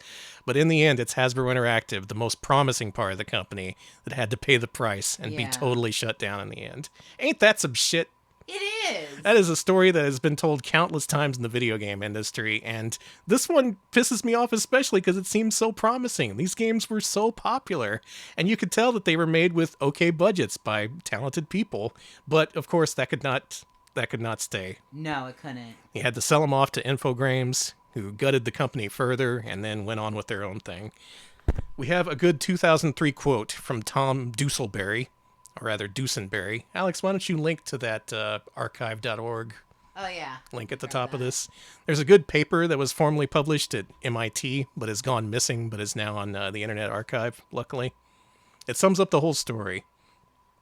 And this one quote from Tom Dusenberry, the former head of Hasbro Interactive, really tells it. Quoting him, Hasbro Interactive is really 2 stories. It is the story of an independent company effectively managed outside of Hasbro until 1999, and then it's the story of how, in 1999, Hasbro decided to, quote-unquote, help us out. We went from total independence to being totally controlled by corporate. It was a great success story, going from 0 to 200 million in 4 years, but then in 1999, corporate management wanted $1 billion, and they had to own a piece of that success. So, unrealistic, impossible growth expected from this little tiny scrappy little company that was successful in the spite of everything that corporate did to hamper them. Bless you guys. Bless you. Your final game released in 2001 was Nicktoons Racing. Here we go. That's how it always is, but it's been this way for so long. It has. I'm just so tired, and I'm so glad to be out of the industry now. Don't blame you. Just endless churning from company to company to company. Like, you can have the talent and the ability, and it doesn't matter. It literally doesn't matter. Anyway, here's Nicktoons. And there's that accursed armadillo. That armadillo. I can't believe they made a gay armadillo bad.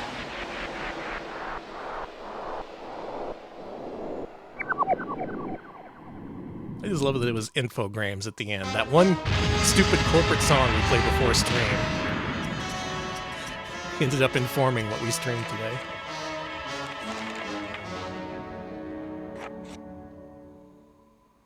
Good afternoon, Nickelodeon fans and sports fans everywhere. Thank you. As you can see, we're nearly ready for the first race in this exciting series. Now, we just Man, everyone's here. The Everyone's Beavers, here. The SpongeBob. Angry Beavers. The mystery rider. Ooh, who's that? Wow, check it out. Who can possibly beat Oh, this man. opponent? They got the All Real Monsters. Good enough. We'll just have to wait and see. Here we go, folks. It's going to be the race of a lifetime. Yeah, I don't know what's up with that sponge. There's all to race for here today. Everyone They has just a stole shot this guy at the from Ren and Krusty Stimpy, didn't Krab. they? They did. He is very Ren and Stimpy built. He's totally the announcer at the end of Space Madness. Thank you for clipping Danny's annual big brain moment. I don't know how that occurred to me. A bolt of light struck me right in the head with the answer to that quiz. Alex, you ever play this one? No, I haven't. Have you? No. Has anyone here played this? You got Man, there's so many Nicktoons. I do like the spinning CD.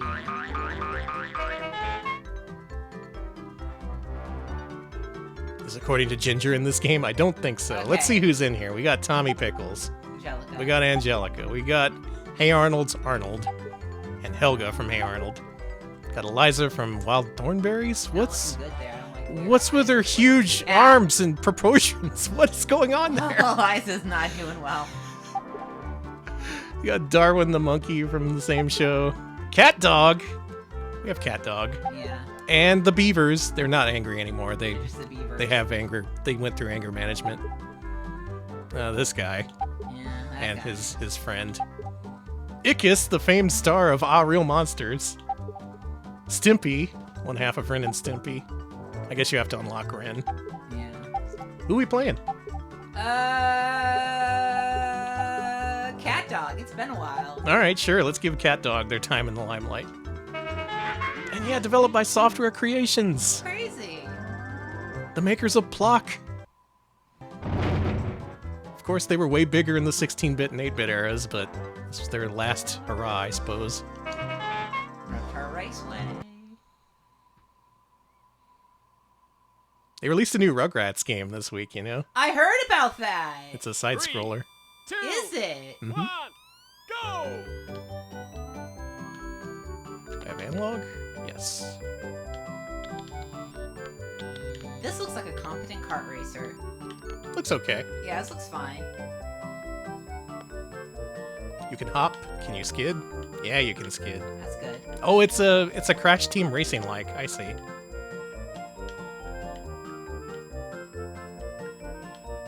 Should there be sounds? Yeah, I was wondering about that. Is it in the other ear? Maybe this isn't emulated properly. That would be weird. Yeah, I've had both headphones in and there's barely any sound effects. Is that There was one. Oh, there is that weird screech that's really high pitched. Is that in the other speaker? Yeah, there's a high pitched whine. Okay, so maybe this isn't emulated right. Well, great way to end the stream. How weird that this game is the one game to fail the emulation test. Turn that whining down. Yeah, it's a high pitched noise only Cat Dog can hear. Oh, that makes sense. It's thematic. We have Nitro. Ow. You got hit. Well, this is how it ends for Hasbro Interactive. Alex, what were some of your favorite games you saw tonight? Honestly, I kind of love the stupidity of NASCAR Heat. Actually, yeah. The idea of just doing these small legs of the course. Can you drive in a straight line for 20 seconds? Good job.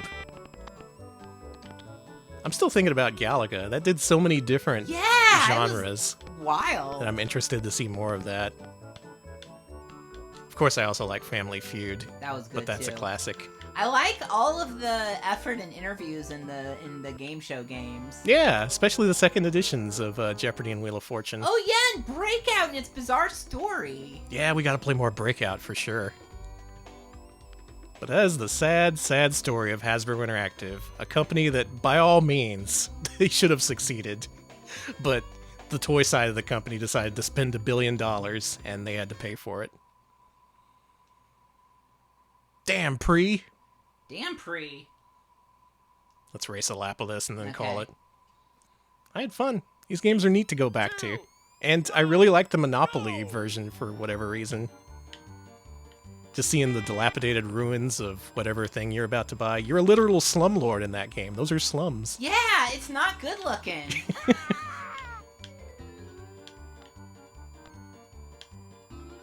So good games, bad games, games with charm, games that just kind of sucked.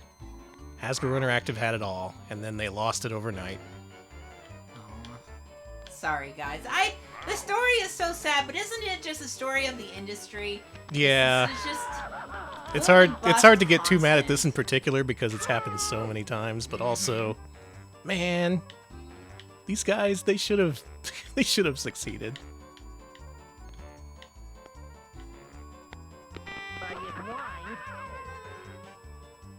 Do they still make Nickelodeon kart racers? They still make Nickelodeon things, so I assume they still make Nickelodeon kart racers. I keep getting flashbanged. I also assume that the kart racer boom has died. True. They should do a kart racer with us.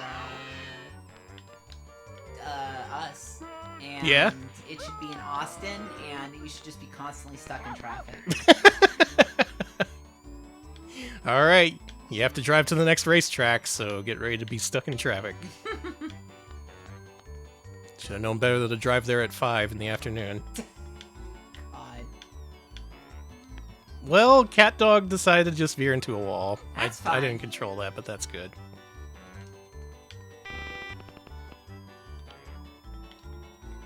You know I'm sick and twisted because the wrong way to me is the right way. And with that, we're done. That's it. You're done? That's the story of Hasbro Interactive. I don't like thinking about it. It's a shame, but it happened. Yeah. And now you know the whole story behind that weird Frogger game you played as a kid that was weirdly impossible. The end. We're done. Thank you all for watching. Thanks to our patrons for voting for this week's theme. It's because of our patrons that we ended up playing Hasbro Interactive games and learning their sad story instead of playing THQ games for N64 and learning their sad story. It was a sad story either way, but I'm glad y'all voted the way you did. We played some interesting stuff tonight. If you want to vote for what we play during our Wednesday showcase streams, head to patreon.com/retropals. If you're in at the $5 tier, you get to decide what we play. I have a pretty interesting one planned for this week. It's pretty high concept, but I hope you'll all vote for it. I think it'll be a pretty contentious poll. Please look forward to it. Alex, wrap us up. I will look for Raid Target. We're also on YouTube, youtube.com/retropals. We post full-length highlights of our streams there, so do check out our YouTube channel if you'd like to see our VOD somewhere else aside from Twitch. We also have a Discord. Let me just drop that link in the chat. You can join us there to chat about games, chat about our streams, and of course show off your wonderful pets, your cats. There have been so many good cats. I love your cats so much. They're all perfect, and they're all going to heaven. All cats go to heaven. Dogs, I'm not so sure about. Hey! We have a co-host as well, cohost.org/retropals. We also have a Blue Sky. Let me just drop that link in the chat. You can join us there to find out when we go live, when we got new videos up on YouTube, and all the Retropals news that you can use. Alex just casually deciding the eternal fate of entire species. Yeah, no. Sorry, dog. During the outro, even. Man, the nerve, the nerve. Yeah, don't tell the Pope. Alright, we're rating Obscuratory with what he claims to be Y2K the game? Oh. Yeah, it's just called Y2K the game. Alright, let's see what this is. Let's enjoy weird gaming with the Obscuratory. Have a good evening. We'll see you later. Thanks for watching. See ya, folks.